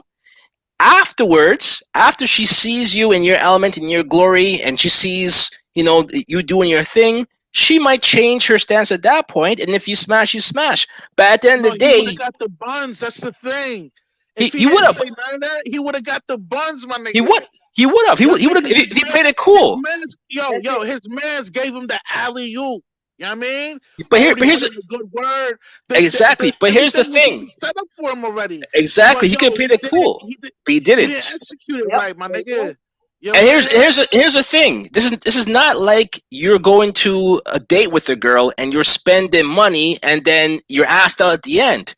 This is a situation. This is a situation where you're with the girl and she's going to be making you money regardless if you have sex. So it's a win for you no matter what, because she's coming to your show on your time, making you money by getting all the views and all of the work done. There is not a lose-lose situation for him. So he could have played it cool and still been up 10. He didn't have to do any of these things. Mm-hmm. Right? So, like you said, this is a simp move. And this is a guy who looked at the confusion of it and he took that as rejection. He was completely fazed by it. He was expecting her to say, yes, take me right now, instead of saying, okay, I'll book the time for the show. We're going to do the show. I'm going to make money off of you. And then I'm going to smash later like everybody else that knows you. Right? You played it wrong. Right? That's it. Point blank, period. And he couldn't handle that. His ego could not handle that. And what's interesting, because where he is, like he said, I can have my flow of whomever I want to. So what is it about her when she said, I'm about just the business, And y'all are right. We as females, we have a certain objective and we get that going on, and y'all have the gift of gab sometimes. Sometimes our draws will get a little moist. I'm just being honest, If he had played that thing right, he could have had that cherry on top.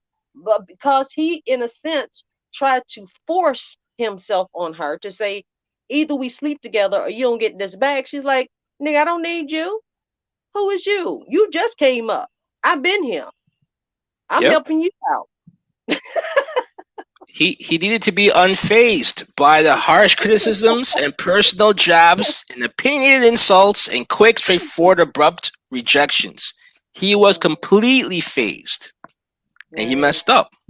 Yeah. I mean, when you playing this game, man, you're not supposed to take it personal, man. It is what it is, man. Nope. Everybody don't like you, man. You know what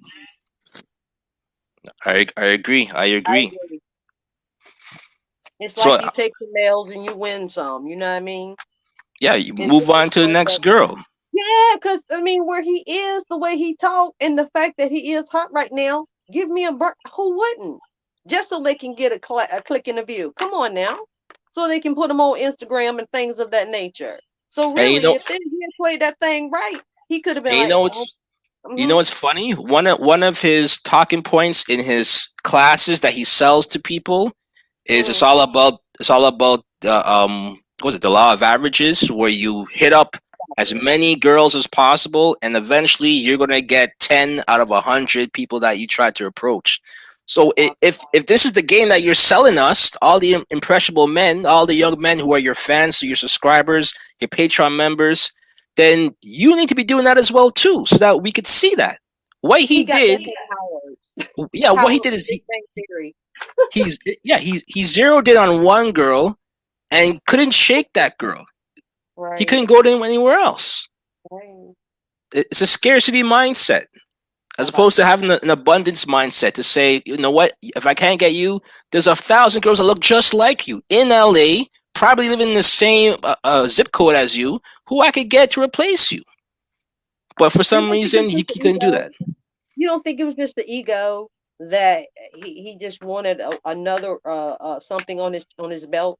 One of them, you don't think it was more like primal like that? I think so. I think it's what Rush said, where he probably got the word from one of his boys about her. So Mm, he's thinking it's easy, and then it's like almost like, how dare you question me? This is supposed to go the way my friend told me. You're a hoe, and it didn't go that way, and he threw a fit. I got you. I didn't mean to laugh, but it's just I don't agree. I'm just how you said it. I'm right. Okay, But that but makes sense. we know how guys talk like, yo, this girl does this, this girl's easy. All you gotta do is do this, Right, and you expect an exact same result, and then you don't approach it the same way that your friend did, so you mess up the game, and then this is how she responds. right, right, right. And he just couldn't accept the fact that she said no. Exactly. To He said no to me, but you said yes to other men who I feel are either below me or on the same level as me, right? Right. Because based on what he said, if I was his friend who gave him that game about her, I would feel insulted because he made it seem like I ain't shit. So why you give it to him, but you don't give it to me? That was But the you know attitude what? that he You had. know what? See, this is why I keep again eternal optimist. I agree with you, behavior wise, in the way that the culture is, even with my brothers, because they've had these conversations around me. And they're like, "Keys, what do you think?" And I share the female, and this, that, and third. But in saying, when will it come a time where the black man takes more ownership with his integrity, his values, that he also has a temple, that he don't got to skeet everywhere because somebody else skeet in it. When will it come a time where, even though that's part of you all's culture, that you all work on breaking some of that culture, because truthfully, it doesn't help us. It continues to hurt the reconnection process, the rehealing process. As long as the music is the way it is, and Mm, sex is in the music, and mm, it's promoted to kids, then mhm. this is going to be the result, right? I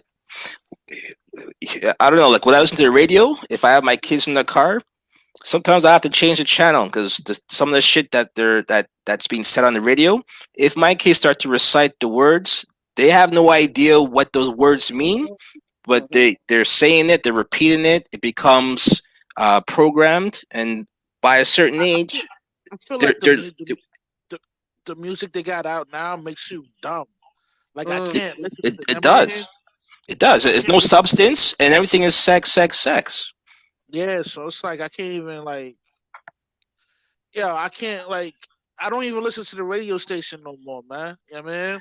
Mm. And the thing I notice about those guys is that they okay, for men, this is how it's supposed to work. This is what you're supposed to aspire to. You're supposed to work on being successful, and then sex comes after that, or women come after that, right? Mm. The work that you do defines your success. The people that you attract defines your success in some ways or the other. But what I'm noticing, especially with these guys and their approach, it's almost like having sex is the success. Right. Where the goal, the what you aspire to is to have sex. When Right. when that shouldn't be the case, because having sex is not what makes you successful. Right. It's what makes you successful that allows you to have sex, Thank right? you. It's the other way around. But it seems like these guys are so programmed in a way that if they are not having sex, then to them that means they lack success. Like I don't know, they define their success by I, I, sex. That's I, it. I mean, I don't look at them like that, but because they don't only talk about picking up chicks on their channel, they also talk about real estate. You know what I mean? Yeah, Uh, finance stuff like that. you- Yeah, finance stuff, contracts, certain clauses on contracts to look out for. So, yo, they got different varieties of styles of content that they put out there. But the only thing we focus on is the one that gets the the most girls. traction, the girls. You know what I Yeah, mean? yeah. But let me ask you, Rush. Without women, without sex, can you define yourself as a man? Well, what you mean? You explain. Okay, let me reword it. Do you define who you are based on who you have sex with? Nah, because I don't seek validation from having a check. Exactly. I don't You think these mean? guys are. I don't think these guys are built like that. I think they're built Well, I on. mean, you gotta understand these Myron and Fresh. They the type of niggas. They're smart. I like the way they handle business. They're pretty business savvy. But as far as like like other things that make you a human being, like empathy, Mhm, love, and integrity. Yeah, spirituality and all that. Those things they probably really lack on. You know what I mean? And they gotta do some soul searching and find some shit like that. You know what I mean? yeah, yeah. I agree. I agree because the what Because what what they promote. everything they do and promote is just surface level shit. Like, Yeah, I mean, money and women. yeah, and it's like, yo, there's more to life than money and women. Like, like the nuclear family, the divine order of that. You know what I mean? Yeah, Having and if kids. These yeah, things and we the used to thing is, value back in the to day, but value. we don't value that shit no more. We don't Yeah, perverted that shit. You know what I mean? and it's funny because we value those things because number one, when you don't have money, when money is not accessible to you, then you either you fall off or you're forced to find other things about you that you value or that you hold true. It's like when they say as a kid, if you were poor, you didn't have much, but you had the best time of your life. If Whether I could, it's let me finish this part, okay, Sean. Whether it's playing with your friends outdoors, kicking cans, or whatever the case may be, you had fun because you enjoyed what you're doing. You enjoyed your company. You understood what happiness was, as opposed to people who are chasing money, who are looking for fame, and all these other things that leave them void or void inside of them. Right. So go ahead, I Keishan. Yeah, thank you. And that's just kind of leading into what I was going to share with you all. One of the examples that I would use as an in-home therapist, working with my couples in particular, are the characters of James and Florida Evans on Good Times. Just what you're saying. They Mhm. had nothing when it comes to materialism, right? However, they had God, they had each other, they had family. And regardless of what, they found enough to make it through. Because just like my brother is saying about the family unit, James, and I love him, he is to me the epitome, or his character, excuse me, the epitome of the alpha male, because he was very provider, protector, lover of his wife and his children, and he enjoyed that. Yes, he was tired working 3 or 4 jobs, so when he got in that house and saw his wife, his beautiful, thick, with the afro, with the big nose and the beautiful cheekbones, hefty wife, yes, melanated, he was just like a bump on a log. That type of love, and let me just add on, she was the basically the dominant in the household. He was outside. And when he came in, she submitted. And it was because it was safe. She knew that regardless of what, he will protect me and he will provide for me and all of us. Mhm. That respectfully is what we are about. That's who we've come from. That's what we have to go back to. So again, going back to what you're saying about the little things, my brother, and also my other brother, we have to get back to those basics. We have to stop being so distracted by all this foolery and get back to just what we're saying, just what we're discussing at this point. Because again, you all have made some great, valid points. And now we have to try to think of a solution focused strategy to move forward so we can get this information to a lot more people, that it will not deter them from those other ones, but give them an option. Just give them something else to think about. I agree. I agree. There needs to be more balance. Um, I don't know. I hope that people look at this and they realize that the quote unquote manosphere needs to take a step back and think about what type of men that they're trying to uphold and to produce, and whether or not their messages produce that type of man. And if it doesn't produce the type of men that they're hoping to get on board, then the question is, well, what needs to change, right? And at the end of the day, if all of this is for the purpose of creating positive environments for men and women, then both men and women have to play a role in this and have to play their part and actually have to be involved in the resolution process. Right? I have my man, Urban Therapist. How you doing, brother? Hey, how you doing, y'all? How you doing, Yo, panel? salute, urban therapist. What do you have to say about the topic? I was trying to get on here earlier, bro, but I was like out and about, but I was kind of listening in to everything. So finally got a chance to finally get in so I could jump on here real quick. Thank you. What do you got to say about the subject? About fresh and fit? Man, them lame dudes. Ain't much to say about them.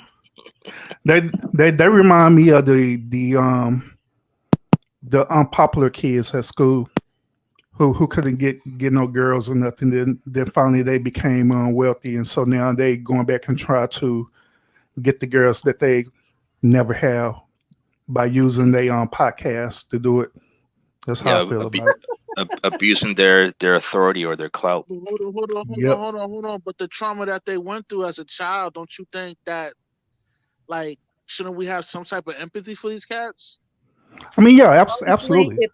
If they were younger, yes, they are looking at it as a monetization, brother. With all due respect, you see what their ulterior motive is, and it can coincide. I agree with what you're saying, because there are so many other people in the platforms. I don't mean to take over, Mr. Therapist. Oh no, you good. Let me say this. Mm-hmm. Like, women, they're very they don't care about your feelings, man. We do. Stop it. One female, and I'm not assuming that some chick broke his heart and that's why he is savage, but yeah, who knows what he went through dealing with certain relationships in his past? Maybe this created this individual to become the way he is now. Well, who knows what she went through that made her, as Mr. Umoy said, a thoughtless behavior. So, with that being said, I agree with you. However, we can go on the other side, Mr. Rush. If I could quote Kevin Samuels on this, he always says on the show, he always says on the show, the world doesn't owe you understanding. Right? So in other words, whatever issues that you may have, whatever trauma that you faced as a child, it is up to you to get the help that you need to make sure that you're healed. Right? The problem here is that hold on, right? Like Killmonger, for example, right? We all know his background. If y'all familiar with Killmonger. Yeah. You know what I'm saying? His father was bodied by the king, and he was forced to be raised in the streets of California, and he became a savage from that. That action caused him to become so cold, you know what I mean, towards the world, and he never forgot where his father's from, and he felt like it was his duty to take over that throne and correct what was going on within Wakanda. I know this is a bad analogy. No, it's not. I mean, it's your perspective. No, it makes sense. Yeah. But you know what? At the end, what happened? Right. He worked with before that he worked with T'Challa. He worked with his lineage to fight the outsiders. At the end, he decided to go off on his own and off himself, but he still worked with his blood brother, which to me is almost like reconciliation. Whatever the issues that he had within him, he was able to rectify that before he went off on his own, right? And that's who we are as melanated people. I am not. I'm glad that you actually used Mr. Rush, that because I was thinking as you were discussing him, I'm like, yeah. However, towards the end, he was able to, like my brother said, he was able to resolve that internal conflict within himself, and that's who we are. And again, eternal optimists, you guys. I can't help it. When we got that 666, that some kind of melanated something in us, that's who we are. So I agree with you, Mr. Rush. I definitely do. Killmonger is who we are. But with these guys in this particular situation, what they're doing overall, they're using a platform as a form of therapy for themselves, due to whatever type of traumatic experience they had with, probably women or just with the cultural period, and that becomes an issue where when you're using that therapeutic that you are teaching, certain type of rhetoric on your own platform, then causing all this chaos. It's unfortunately, and I'm talking about your boy Rush, but unfortunately, this is the same analogy with people like Kevin Samuel, Cynthia G, Tony TKO, and all these other ones that are out there. They all of them went through some type of traumatic experience, and they just decided one day, hey, I'm just going to start a YouTube channel, and I'm just going to talk my perspective about it, and that's what they did, and that's all it is. At the end of the day, it's like this, therapeutic, right? and they just make money off of it. If you got kids, right, and you know how harsh the world is, you're gonna want to inform your kids as best as possible to not hit the bumps and bruises that you caught through through your journey in life to become successful. And I feel like, that's the similarities what these two cats is doing, but they kind of going about it the wrong way. You know what I mean? Yeah. Now, don't get me wrong. I'm using this and saying that they're using this channel as, being therapeutic. Don't get me wrong. I'm not saying that it could be positive nor negative. I'm just saying the reality of how the way they're using their platform.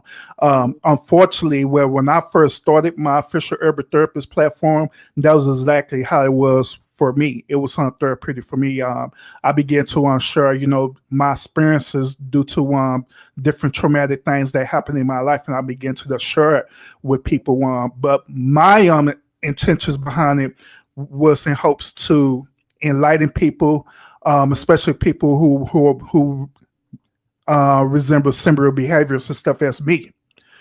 So that's where it came from. That's where it started from. And then, like all these other content creators who does these certain type of platforms, the relationship or whatever it is, I believe that's where it stems from as well.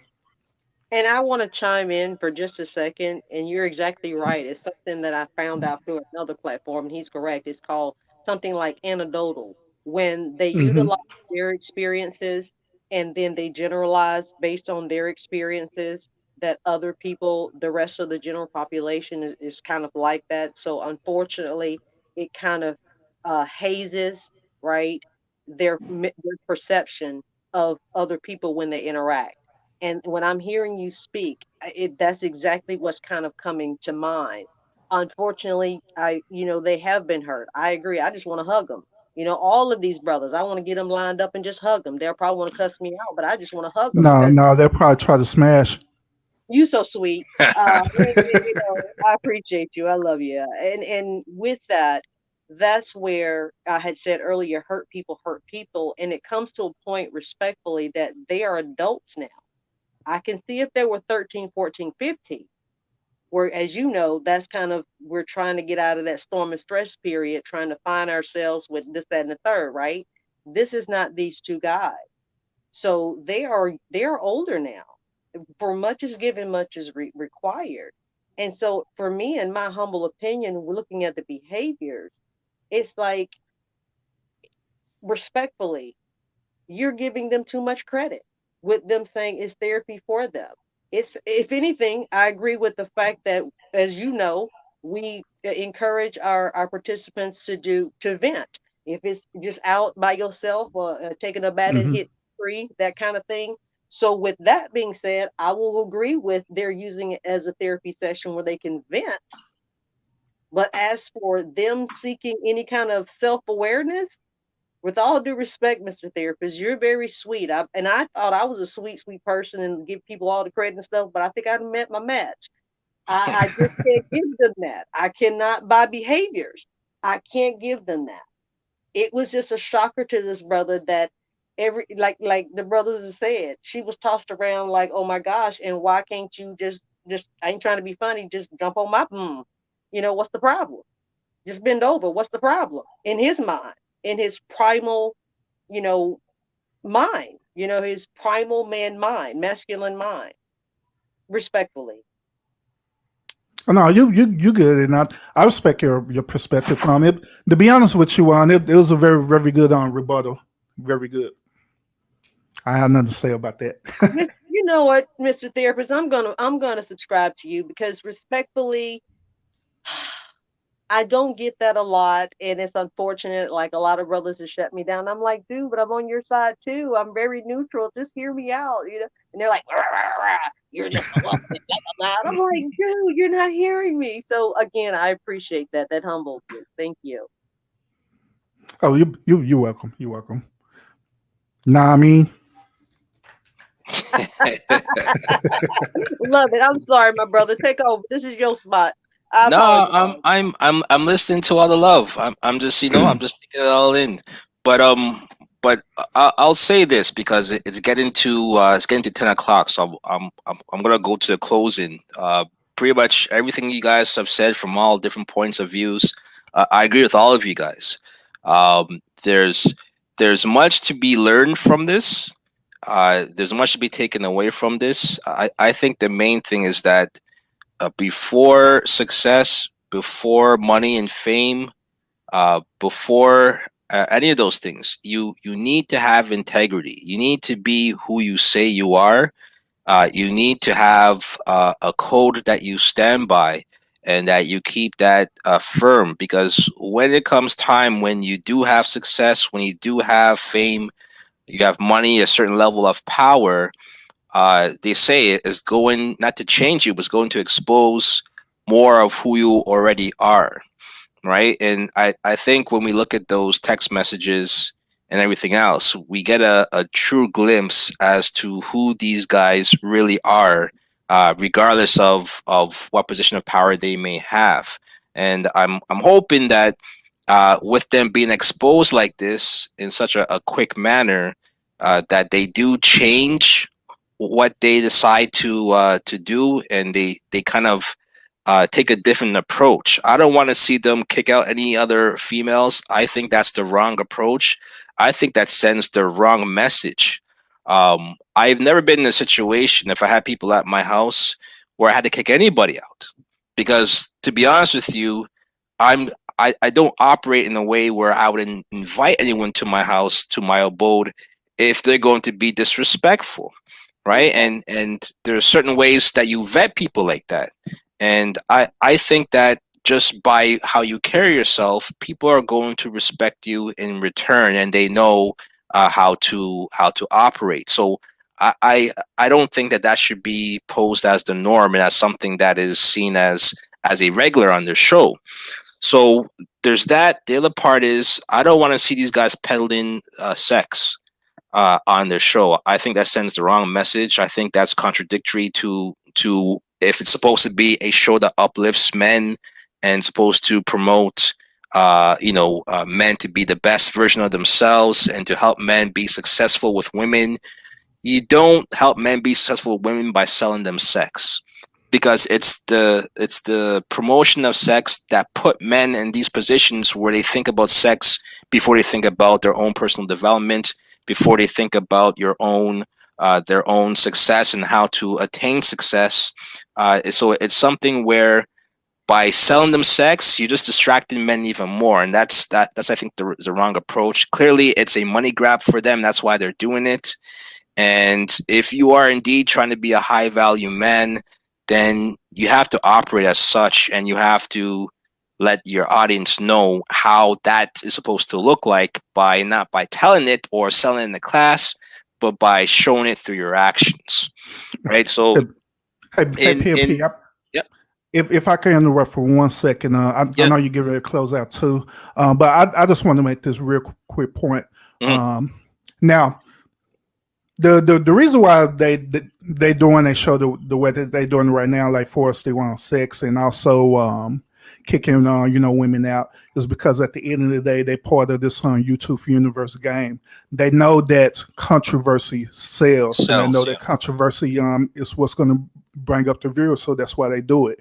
I mean, it's just like other content creators out here. They do different things because they know it's going to get the views and ratings. It's no different from watching a reality show on TV. Same concept, because at the end of the day, these people who write these scripts or who design these shows and stuff, they understand the behavior of people, and they know that negative publicity sells, and so they're going to do that. So that's why we have a lot of people who have platforms like that. Now I don't knock it because I understand the business. At the end of the day, it's a business, and they're going to do what they're going to do. Now I do agree with you with the integrity part, and this is where my personal integrity for my platform lies at. There are many things that I talk about and stuff, but at the same time, I always maintain my personal integrity and stuff. And I'm not never going to allow the business or money to try to dictate my integrity. So people have a negative integrity about me. It's just not going to happen. But I believe that people, just like you're saying, PMP, I just believe that, the content creators out there and stuff, they have to have some type of established integrity where they're not going to straddle the fence. They know how far they can go, and they stop right there at that level instead of keep pushing it. What one thing I'll say just to counteract what you said, because I do agree with that. As far as they're trying to appeal to a certain way for views and clicks and revenue. But one thing I will say is that at the end of the day, as a content creator, you control your content and you dictate. Again, this is my personal feeling. You dictate what message you put out there, and the people who it resonates to is going to be your audience. When you start doing things that's out of your character to gain a new type of audience or to expand your audience, that's when you start to lose yourself, right? It's almost like musicians.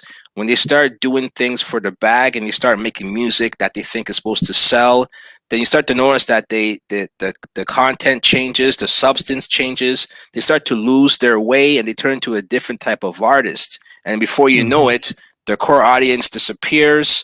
The audience that they thought that they were going to gain was fickle anyways, and then they fall off, right? As opposed to an artist who sticks to what they believe in, and then who follows is the ones who always follows, who's their core audience, their core supporters.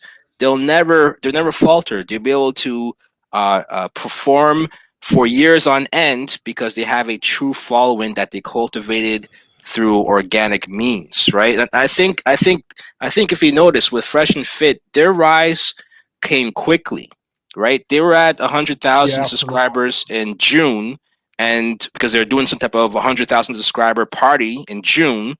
But then we're now in August. That's only 2 months later. They were at almost 450, right? And then they lost all of their audience in such a short period of time.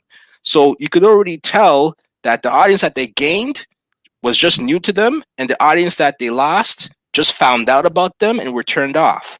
So they don't really have I wouldn't say they won't have a core audience. It's the same audience that watches all of these shows because there's a commonality, but they're still new to the space, right? So at the end of the day, as a content creator, it's your responsibility to make sure that you put out content that you want to see, that you want to stand behind, and the people who gravitate towards that, they're your true followers, right? They're true subscribers. So I think at the end of the day, you have to stay true to yourself and not waver. Yeah, absolutely, and I agree with that. You should always be in control of your content, but what happened is that end up becoming the other way around. Instead of you being in control of the content, you allow your audience to control you and dictate to you the type of content that you want to put out there. And as you were saying, that them type of audience, they real fickle. They find any little thing to try to critique you about and say, well, you need to do this, you need to do that. No, this is my content. I post what I want to post, and I'm posting how the way I want to. You know, that's how it's going to be. Yeah, I agree. Myself, I know I've lost subscribers, I've gained subscribers, but at the end of the day, if my content is something that I know I want to be put out there, I'm representing myself properly, even if my face is not on there. But I still want to make sure that what's attached to my voice and attached to my name is something that is a good representation of myself. So no matter how many people I lose along the way, those people were never meant to be following me on my journey. It's the people who are my core followers, my core subscribers. They're the ones who are going to be with me on this journey, and they're the ones who are going to support me no matter where I go, because it's going to be aligned with my beliefs, right? And I think that's what a core following is, and that's what you should always uphold. But with having said that, I want to open up the floor to you guys. Let's start with Kayshawn. You were an excellent guest. I appreciate you calling in and providing input. Is there anything that you want to say in closing?